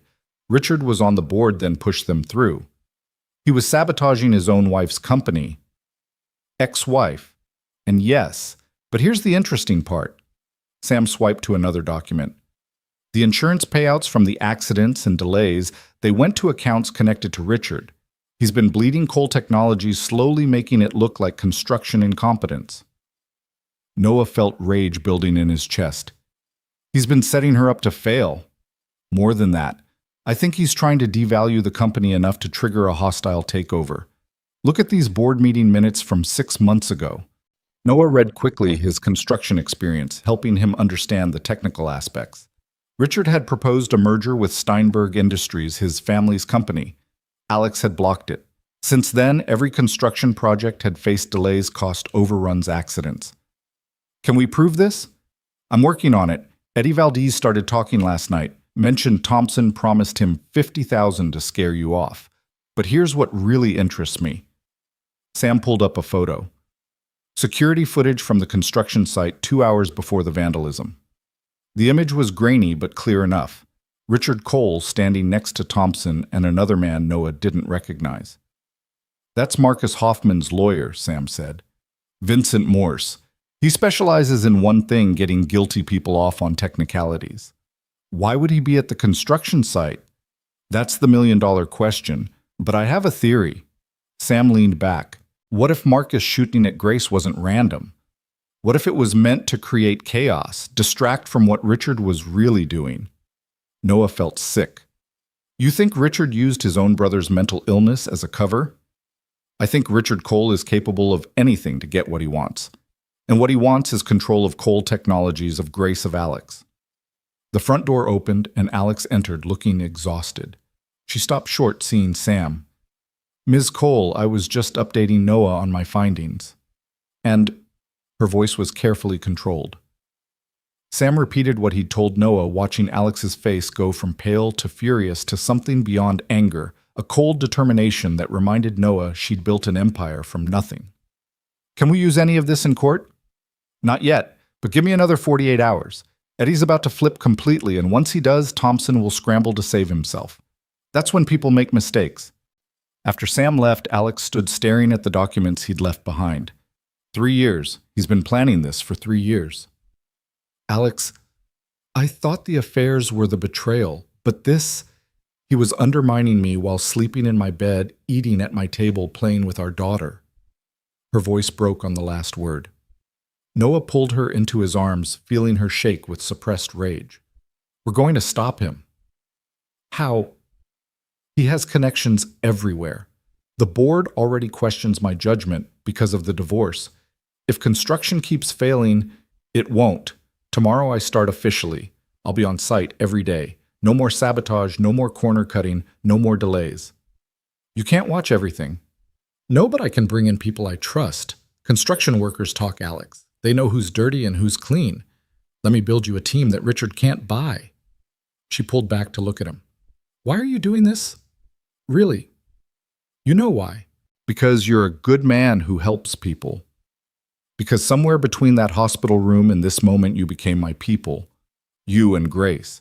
The ones I protect, the ones I fight for. Noah, we can't tomorrow changes everything." "No, it doesn't. Tomorrow I become your director of facilities management. I'll be professional, respectful, appropriate. But that doesn't change this." He gestured between them. "It just means we're careful." "For how long?" "As long as it takes. Alex, I waited 18 months to feel anything besides grief. I can wait a little longer for this to be right." A crash from the main house interrupted them, the kids from the sound of Grace's delighted squeal. Alex smiled despite everything. "We should check on the fort architects." The blanket fort had consumed the entire living room sheets and pillows, creating an elaborate tunnel system. Rosa was inside reading to the kids, her voice carrying dramatic inflection that had them giggling. It was so normal, so perfectly domestic, that Noah's chest ached with want. "Can we come in?" Alex called. "Password," Grace demanded. Cookie. No. Dragon. No. Max, tell them." Max's head popped out from behind a blanket. "It's family." Noah and Alex exchanged glances. "Family," they said together. "You may enter," Grace announced regally. The rest of Sunday passed in a blur of enforced normalcy. The media remained outside, but inside the gates they created their own world. Noah helped Max with homework, while Alex and Grace baked cookies that turned out lopsided but delicious. Rosa taught them all a card game from her childhood that had everyone laughing until their sides hurt. But as evening approached, the weight of Monday pressed closer. Alex retreated to her office for conference calls with the board. Noah reviewed the construction plans again, memorizing every detail, every potential weakness. The children, sensing the adult tension, grew clingy and quiet. "Are you really starting a new job tomorrow?" Max asked as Noah tucked him in. "I am. Same company as Alex, helping build new buildings." "Will we still live here?" "For now. Is that okay?" Max nodded. "I like it here. I like having Grace as a friend, and Rosa makes better pancakes than you." "Thanks a lot," Noah said, but he was smiling. "Dad, do you like Alex like her?" Noah considered lying, but Max deserved better. "Yeah, buddy, I do." "Mom would be okay with it," Max said quietly. "She told me before she died that you'd be sad for a while, but then you'd be happy again. She made me promise to help you be happy." Noah's throat closed. "She did?" "She said love doesn't run out, that there's always more if you're brave enough to find it." "Your mom was pretty smart." "Yeah." Max yawned. Alex is smart too. Different smart, but still smart. After Max fell asleep, Noah found Alex on the patio, a glass of wine untouched beside her. She was staring at her laptop, fingers hovering over the keyboard. Resignation letter, he asked, trying for light. Email to the board, trying to explain why I've hired someone they'll see as unqualified without revealing he saved my daughter's life. Tell them the truth. I have 15 years of construction experience. I've identified significant problems with current contractors, and I'm bringing in my own team to ensure quality control. It's that simple. The best truths usually are. She looked at him, illuminated by the laptop screen. After tomorrow, we'll have to be careful. No more nights in the guest house, no more. She gestured vaguely. I know. The board will be watching for any sign of impropriety. Richard will use anything against me. I know. Then why aren't you running? Noah moved closer, not touching, but close enough to feel her warmth. Because some things are worth fighting for, worth waiting for. I'm not good at waiting, Alex admitted. I'm used to taking what I want, making things happen. Maybe that's why this is important. The best things can't be forced or rushed. They have to develop naturally, honestly. Like buildings, Alex said with a small smile. Strong foundations first. Exactly. They sat in comfortable silence, both aware this was likely their last such evening for a while. Tomorrow would bring new challenges, new boundaries, new complications. But tonight they had this quiet understanding and shared purpose. Noah's phone buzzed. Unknown number. He almost didn't answer, but something made him pick up. Mr. Reed, this is Vincent Morse. I represent Marcus Hoffman. Noah put the phone on speaker, gesturing for Alex to stay quiet. What do you want? To make a deal. My client has information about the construction site vandalism, about Richard Cole's involvement. He's willing to testify in exchange for reduced charges. Marcus is turning on his own brother. Marcus is having what we call a moment of clarity. The medication is helping him see how he's been manipulated. He wants to make things right, especially regarding the little girl. Noah looked at Alex, whose eyes were wide. What kind of information? Recorded conversations. Richard visiting Marcus, encouraging his delusions about Ms. Cole, suggesting that if Grace were gone, everything would go back to normal. We have dates, times, recordings. Why should we trust you? Because in 24 hours, I'm filing these recordings with the court regardless. I'm calling as a courtesy, Mr. Reed. Marcus wants you to know he's sorry. He wants the little girl to know he never really wanted to hurt her. The voices, the illness, Richard's manipulation, he's finally seeing it all clearly. After Morse hung up, Alex was already calling Patricia. The lawyer answered on the first ring, listened, then said she'd be there in 30 minutes. This changes everything, Alex said. If Marcus testifies against Richard, Richard's finished, but he won't go quietly. No, Alex agreed. He won't. As if summoned by his name, Alex's phone rang. Richard. Don't answer, Noah said. I have to. If I don't, he'll use it against me. She answered, putting it on speaker. Richard. Alexandra. His voice was slurred, drinking from the sound of it. My brother called, said he's going to lie about me in court. You've poisoned him against me. I haven't spoken to Marcus since the divorce. Liar. You've always been a liar. Perfect Alexandra, so composed, so controlled. But I know what you really are. Richard, you're drunk. We can talk tomorrow. Tomorrow your boy toy starts working for you. How convenient. Hero saves the day, gets the job, gets the girl. Like a bad movie. Noah tensed, but Alex touched his hand, keeping him quiet. There's nothing inappropriate about hiring qualified people, Richard. Qualified. He's a construction worker. But then you always did like slumming. Remember that bartender in Aspen? Goodbye, Richard. I'm going to destroy you, Alexandra. Take everything. The company, Grace, all of it. You'll have nothing. Is that a threat? It's a promise. You took everything from me. My family, my reputation. You destroyed your own reputation with affairs and embezzlement. I just refuse to cover for you anymore. Embezzlement? You can't prove... Actually, I can. Thompson's been very chatty since his friend Eddie got arrested. Something about not wanting to go down alone. Silence on the other end, then Richard's voice colder, now sober, despite the alcohol. You think you've won. You have no idea what I'm capable of. Neither do you, Richard. The difference is I'm not alone anymore. She hung up. Within seconds, her phone was ringing again. She turned it off. He's going to escalate, Noah said. Let him. Every threat, every action just adds to our case. But her hands were shaking. Patricia arrived with 2 other lawyers, and they spent the next 3 hours preparing for what was coming.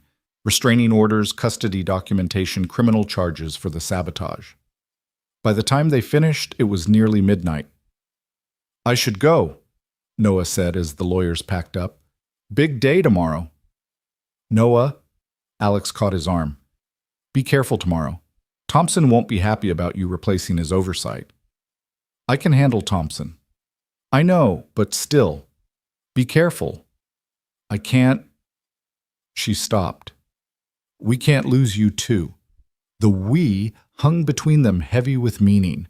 Noah wanted to kiss her, to promise everything would be fine, but Patricia was watching and tomorrow was bearing down on them. I'll be careful, he promised. Monday morning came too soon. Noah arrived at the Cole Technologies construction site at 6 a.m., full crew already assembled. Thompson was there, red-faced and blustering. You can't just waltz in here and take over my site. It's not your site, Noah said calmly. It's Cole Technologies' site. You're just a contractor, and from what I've seen, not a very good one. You little... Mr. Thompson. A new voice interrupted. Alex stepped out of a car perfectly composed in a navy suit that meant business. Is there a problem? Ms. Cole, this man is disrupting our workflow. This man is my director of facilities management. He has full authority over this site. If you have a problem with that, your contract has a termination clause we'd be happy to invoke. Thompson's face went purple. You'll regret this. I doubt it. Alex's smile was sharp as glass. Mr. Reed, carry on. I have a board meeting. She left, but not before her eyes met Noah's for a brief moment. Professional, appropriate, but underneath something more. Noah turned to the assembled crew. All right, everyone, we're doing a full site inspection, every beam, every wire, every bolt. If you've been cutting corners, now's your chance to come clean. No judgments, no firings if you're honest. But if I find problems you don't tell me about, you're gone. By noon, 3 workers had confessed to various shortcuts Thompson had ordered. By 2, Noah had a list of violations that would shut down most construction sites. By 4, Thompson's own foreman had agreed to testify about the systematic fraud. Noah was documenting everything when his phone rang. Max's school. Mr. Reed, Max didn't come back from lunch. We've searched everywhere. The world tilted. Noah was running before conscious thought, calling Alex as he ran. Max is missing. What? How? School says he didn't come back from lunch. I'm heading there now. I'm coming. And Noah, Grace is still in class. I just checked. The relief that Grace was safe was immediately swallowed by terror for Max. Noah drove like a madman, arriving at the school to find police already there. The principal, Mrs. Davidson, met him at the door. We've reviewed the security footage. Max left with a man at 11:45. The man showed paperwork, said he was picking Max up for a family emergency. What man? She showed him the footage. Noah's blood went cold. Richard Cole smiling at the camera as he led Max away. That's Richard Cole, Noah said, his voice deadly calm. He has no authorization to pick up my son. Alex arrived as the police were issuing an Amber Alert. Her face was pale but determined. He won't hurt Max, she said quietly. Richard's many things, but he's not violent toward children. He had his brother shoot at Grace. No, he manipulated Marcus, but I don't think he expected actual violence. This is about leverage.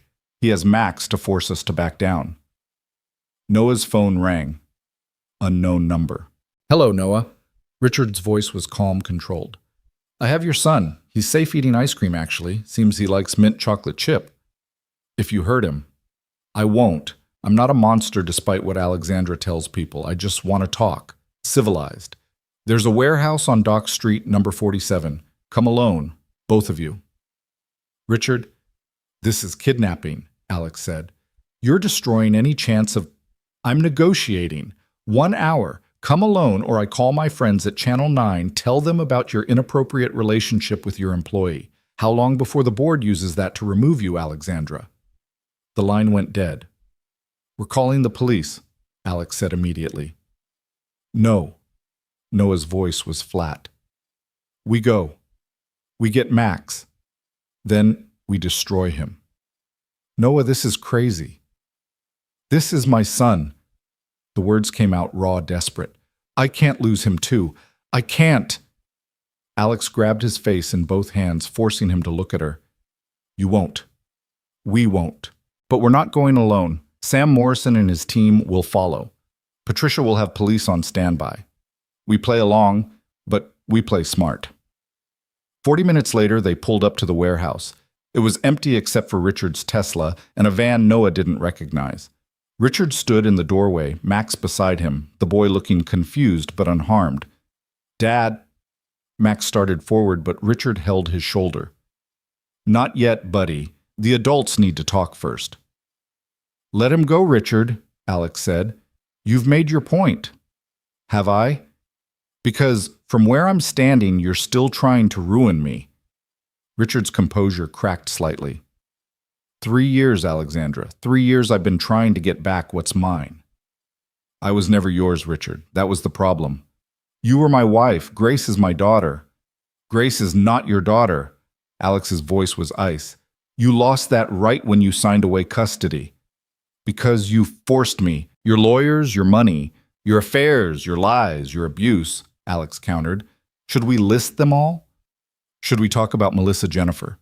The girl in accounting who filed a complaint you had buried. Richard's face contorted. You always thought you were better than me. So pure, so perfect, but you're not, are you? You're sleeping with the help now. How the mighty have fallen. Dad, Max's voice was small. Can we go home? Something in the way Max said home, meaning Alex's house, Noah realized made Richard's expression darken further.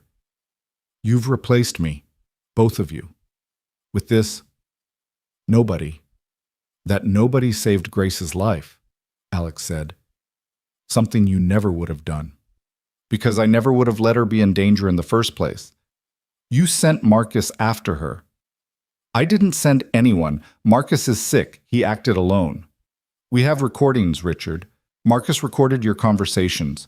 You telling him Grace would be better off with her real family. You suggesting that if Grace weren't around, I'd have no reason to keep fighting you. Richard went white. That's not, I never meant, you never mean anything, do you? Alex stepped forward.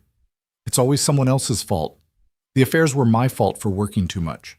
The embezzlement was Thompson's idea. Marcus's breakdown was his own weakness. When do you take responsibility, Richard? When do you? Richard shot back. You destroyed our marriage with your ambition.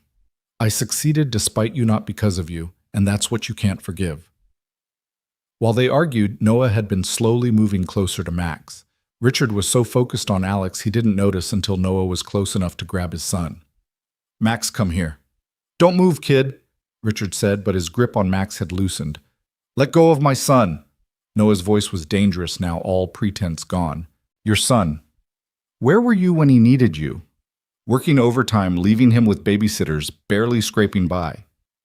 He was surviving. We both were. Something you've never had to do. Dad, I want to go, Max said, pulling away from Richard. See? Richard laughed bitterly. Even the kid chooses them over family. We are his family. Grace's voice piped up from behind them. Everyone turned to see Grace standing with Rosa and Patricia police officers behind them. Max is my brother now. That's what chosen family means. Grace, Richard's voice broke. What are you doing here? Making sure you don't hurt anyone else. Grace walked past him to Max, taking his hand. Come on. Rosa made cookies. The simplicity of it, the easy dismissal of Richard's power seemed to break something in him. He lunged forward, whether toward the kids or Alex, Noah couldn't tell. But Noah was already moving his fist, connecting with Richard's jaw in a satisfying crack. Richard went down hard, blood streaming from his nose. You hit me. Everyone saw that.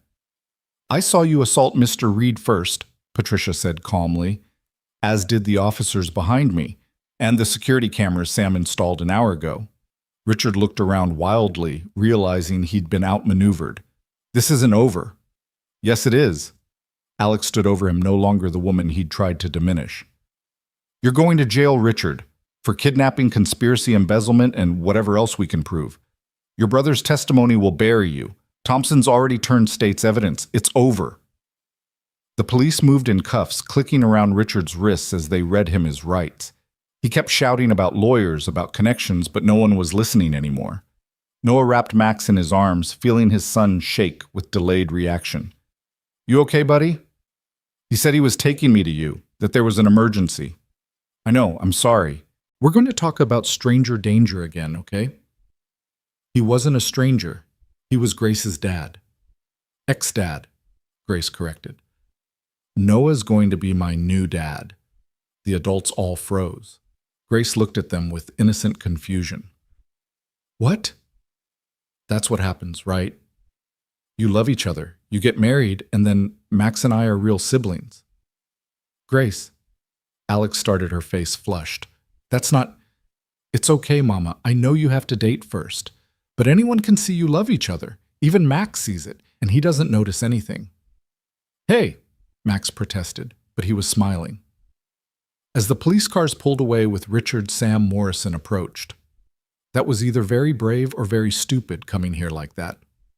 Probably both, Noah admitted. Well, it worked. Richard threatened you on recording, admitted to the conspiracy on tape. Between that and what we already have, he's done.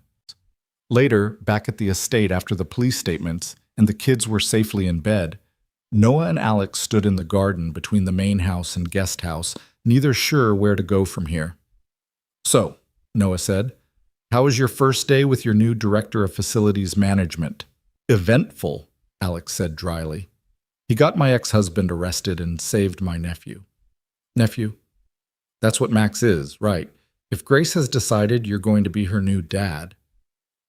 Kids say things. Kids say true things. Alex moved closer. She's not wrong, you know, about how I feel. Alex, we said we'd be careful. We were. We are. But Richard's gone. The board saw you save the construction project today, and frankly, after everything, I don't care what anyone thinks. She reached up, cupping his face. I love you, Noah Reed. It's too soon and too complicated and probably too everything, but I love you. Noah kissed her, pouring everything he couldn't say into it. When they broke apart, both breathing hard, he rested his forehead against hers. I love you too. Have since you brought me terrible Chinese food and told me your mother was a character flaw.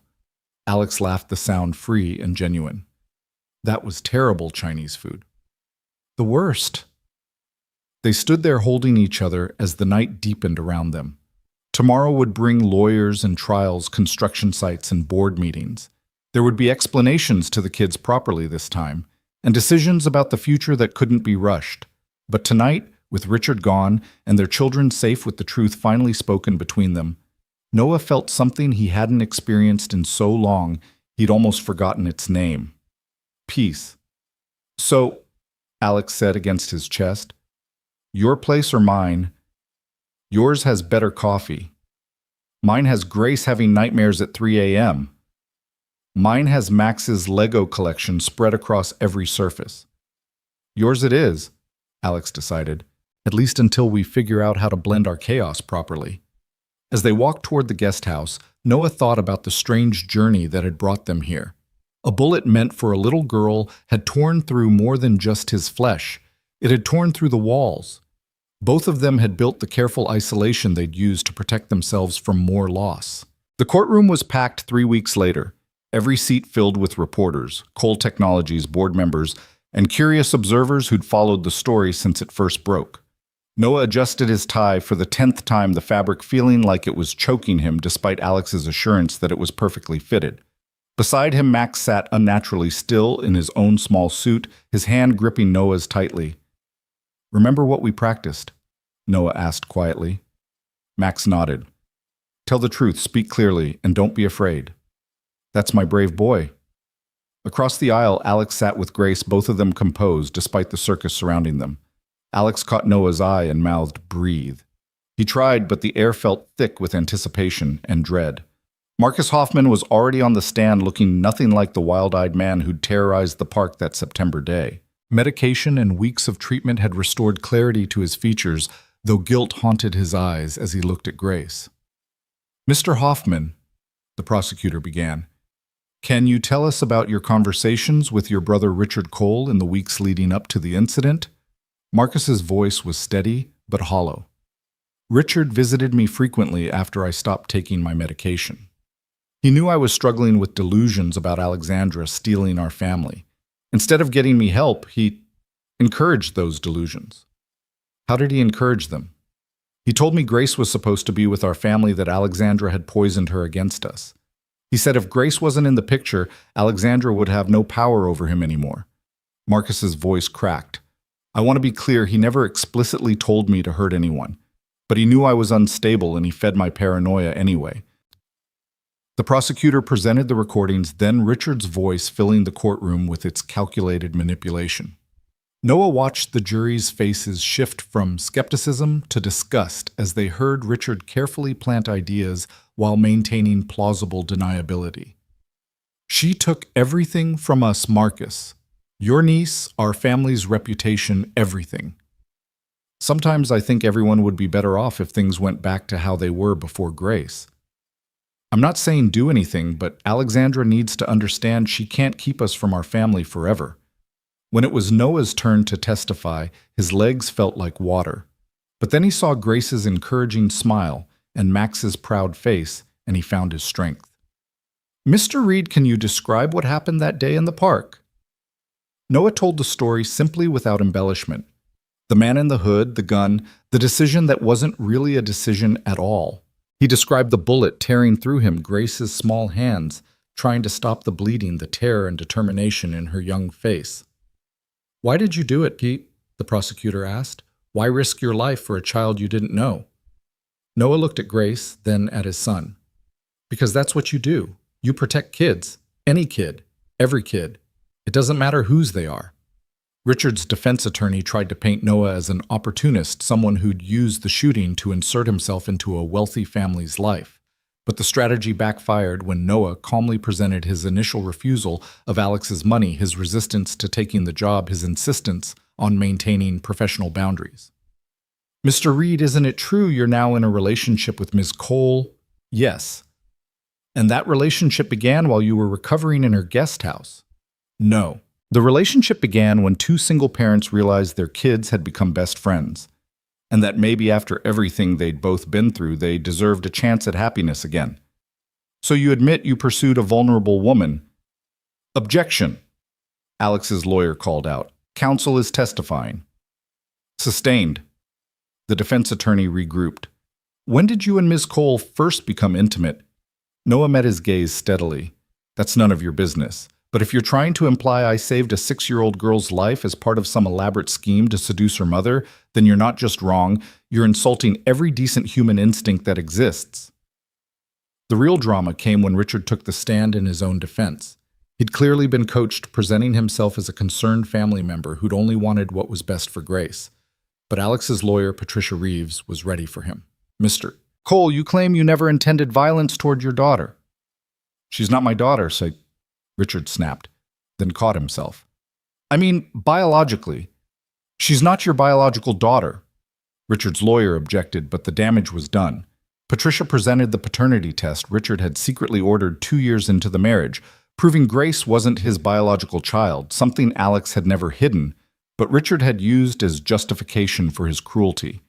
"You knew from the beginning that Grace was from Ms. Cole's previous relationship, correct?" "Yes, but..." "You adopted her claim to love her as your own. I did love her. Until you discovered she wasn't your biological child, at which point you began your affairs. That's not..."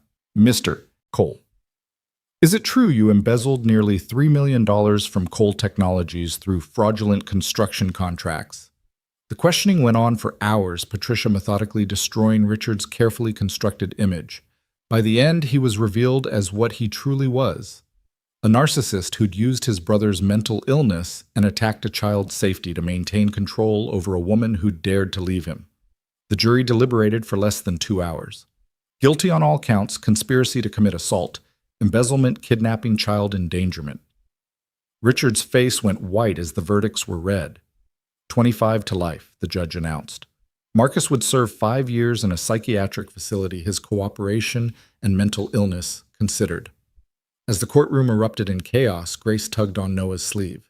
"Is it over now?" "Yeah, sweetheart, it's over." "Good." She looked at Max. "Want to go get ice cream?" The simple question, the easy return to childhood priorities, made everyone laugh, despite the weight of the moment.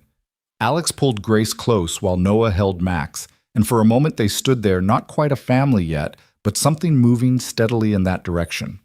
Outside the courthouse, reporters swarmed. Alex handled them with practiced ease while Noah shepherded the kids to the car, but one reporter managed to corner him. "Mr. Reed, how does it feel to be a hero?" Noah paused, considering.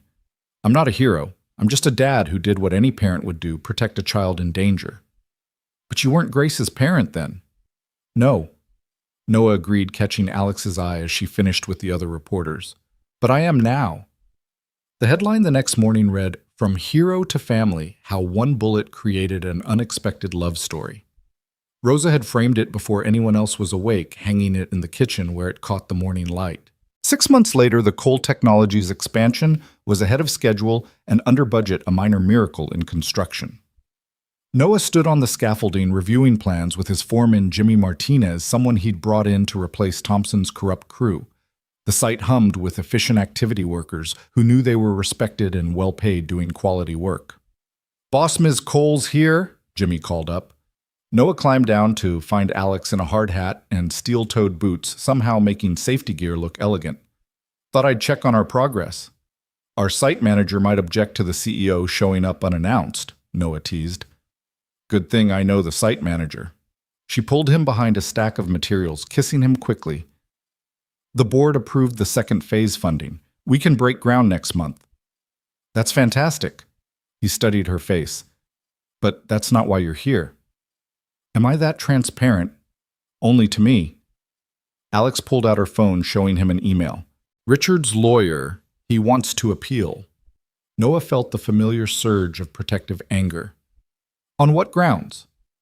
"Ineffective counsel, compromised jury, the usual desperate attempts." She pocketed the phone. "Patricia says not to worry, that it's standard procedure and will go nowhere." "But you're worried anyway." "I'm tired of looking over my shoulder. Grace still has nightmares sometimes." Max flinches when someone who looks like Richard walks by. "When does it actually end?" Noah pulled her close, not caring who might see. "It ends when we decide it does."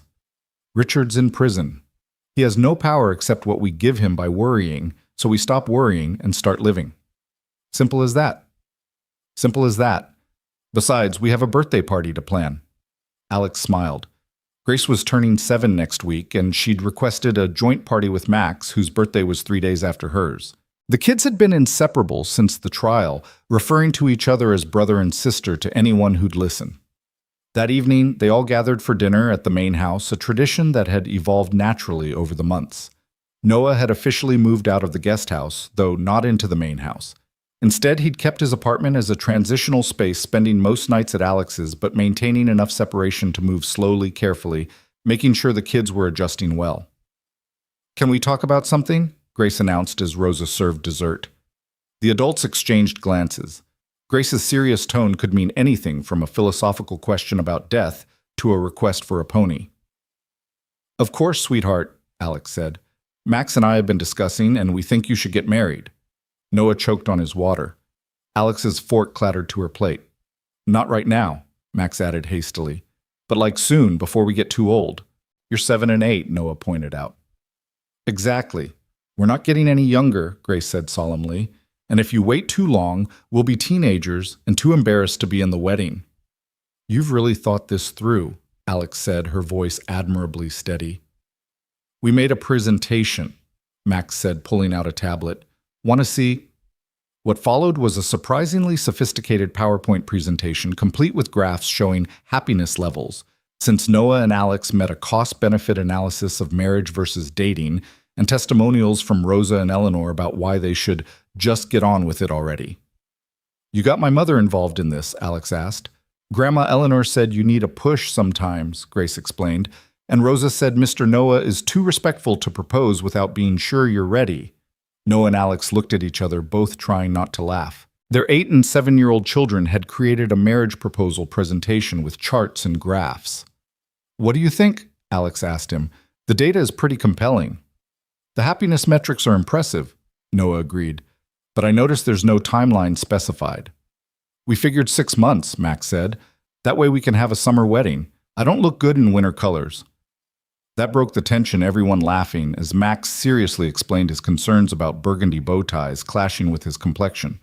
But later, after the kids were in bed, Noah and Alex sat on the patio considering their children's presentation. "They're not wrong," Alex said quietly. "The happiness levels have increased significantly." "Is that how we're making decisions now? Based on PowerPoint presentations by elementary schoolers?" "We could do worse. They included animations and everything." Noah laughed, then grew serious. "Alex, I don't want to rush you. We've been through so much." "Noah," she turned to face him fully. "Do you know what I realized during that presentation? We're already a family. We have been for months. The kids know it. Rosa knows it. My mother's been planning the wedding since you got shot. We're the only ones pretending we're still figuring it out." "So what are you saying?" "I'm saying maybe our kids are smarter than we are." She stood, then shocked him by dropping to one knee. "Noah Reed, you saved my daughter, rebuilt my company, and showed me that love after betrayal is possible. Will you marry me?" Noah stared at her, this brilliant, beautiful woman who'd just turned tradition on its head. "You're proposing to me. Someone has to. You're too respectful to do it without a 3-year planning period." "I was going to propose on Grace's birthday," Noah admitted, pulling a small box from his pocket. "I've been carrying this around for a month." Alex laughed, tears streaming down her face. "Of course you have." "So is that a yes?" she asked, still on one knee. "Only if you say yes to mine." Noah knelt beside her. "Alexandra Cole, you brought me back to life when I thought I was just surviving. You gave Max a family and me a reason to believe in tomorrow. Will you marry me?" "Yes. Yes." They kissed there on the patio, both on their knees, both crying and laughing simultaneously. When they finally stood, they found Max and Grace watching from the doorway, identical grins on their faces. "We knew you were listening," Alex said. "We knew you knew," Grace replied. "But someone had to make sure you actually did it." "Group hug," Max announced, and then they were all together, a tangle of arms and laughter and love that had been forged in trauma, but refined into joy. The wedding was indeed 6 months later, on a perfect June day in the garden, where so much of their story had unfolded. Grace and Max served as maid of honor and best man, taking their duties seriously enough to create another PowerPoint presentation about proper wedding party responsibilities. Eleanor walked Alex down the aisle, whispering something that made her daughter laugh through her tears. Jimmy Martinez stood as Noah's groomsman, while Rosa sat in the front row sobbing happily into a handkerchief. Patricia Reeves officiated. It turned out she was also ordained one of many surprises about the shrewd lawyer. Her ceremony was brief but perfect, acknowledging the winding path that had brought them together while celebrating the future they were choosing to build. "Noah and Alex have written their own vows," Patricia announced. Noah went first, his construction-roughened hands holding Alex's manicured ones. "Alex, 6 months after Sarah died, Max asked me if I'd ever be happy again. I told him someday, maybe. I lied. I couldn't imagine happy anymore. Then you walked into my hospital room with terrible Chinese food and even worse jokes, and something in me remembered what it felt like to hope. You didn't fix me. I wasn't broken. But you reminded me that I was still alive, still capable of love, still worthy of joy. I promise to protect you and Grace with everything I have to support your dreams, even when they scare me, and to never ever let you sing Taylor Swift without backup." Alex was cry-laughing by the end.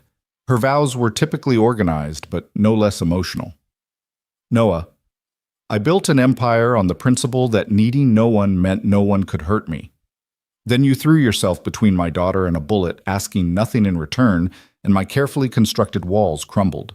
You showed me that strength isn't about standing alone, it's about knowing who to stand with. I promise to trust you even when my instincts say to control everything, to make space for your dreams alongside mine, and to always save you the last egg roll.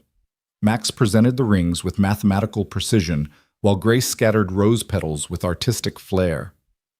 When Patricia pronounced them husband and wife, the kiss was interrupted by Grace announcing, "Finally, we're officially siblings," which made everyone laugh. The reception was elegant but warm, held under twinkling lights strung through the garden. The kids gave a joint Best Man Maid of Honor speech that included charts showing projected happiness, increases post-marriage, and a promise to be the best siblings ever, even when we're teenagers and supposedly embarrassing. Sam Morrison, who'd become a family friend after his investigation, raised a toast to Noah and Alex, proof that sometimes the best things come from the worst moments, and to Grace and Max, who apparently run the most effective matchmaking service in Denver. As the evening wound down, Noah found himself standing where it all began, or at least where the aftermath began. The spot where he'd first kissed Alex, where they'd made promises about waiting and boundaries and being careful. "No regrets?" Alex asked, joining him, her wedding dress rustling in the evening breeze. "Only one." Her face fell slightly. "What? I regret not getting shot sooner." "Noah." She hit his arm, but she was laughing. "Think about it. If Marcus had waited even a week, Max and Grace might not have bonded the same way. You might have hired someone else for the construction job. We might have passed each other forever, two single parents, too wrapped up in survival to see what was possible." "So you're saying getting shot was the best thing that happened to you?" "No, getting shot was terrible. The recovery was awful. The trial was a nightmare." He pulled her close. "But it led me to you, to this family, to a life I never imagined I could have. So yeah, I'd take that bullet again." "Well, please don't. One bullet wound per family is enough." They swayed together to the distant music from the reception, two people who'd found each other through violence and chaos, but built something beautiful from the wreckage. "Dad, Mom," Max called out. It was the first time he'd called Alex Mom, and her breath caught. "Grace is trying to sneak cake to her room." "I'm saving it for later," Grace protested. "You can't save wedding cake for later, it goes bad." "It does not, tell him, Mama," as their children bickered good-naturedly. Noah and Alex walked back toward their reception, their family, their future. The bullet wound had long since healed, leaving only a scar that Noah sometimes forgot was there. Richard was serving his sentence, his appeals denied, his power finally broken. Thompson Construction had folded, replaced by honest contractors who did quality work. Cole Technologies was thriving, the expansion complete and profitable. But more than all of that, two broken families had healed into one whole one.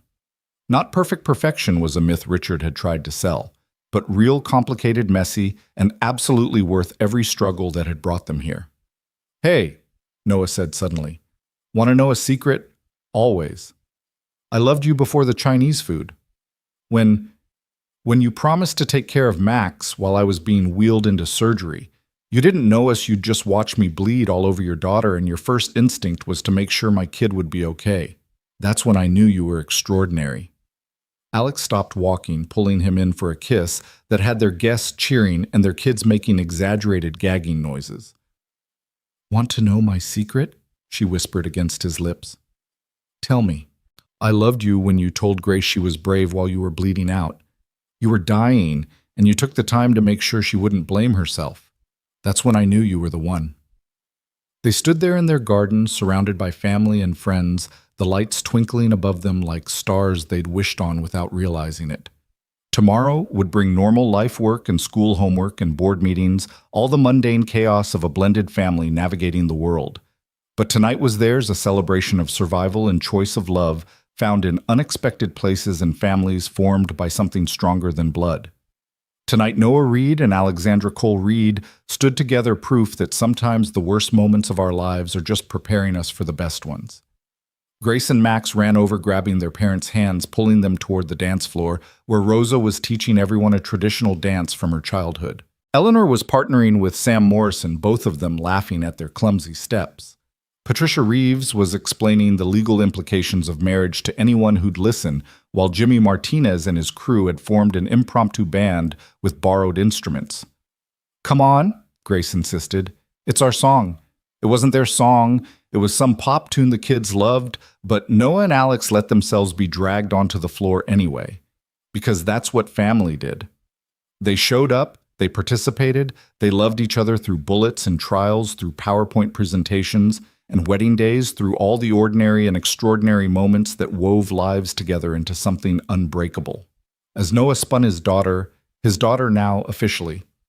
While Alex dipped Max dramatically, making him shriek with laughter, he thought about the butterfly effect of single moments.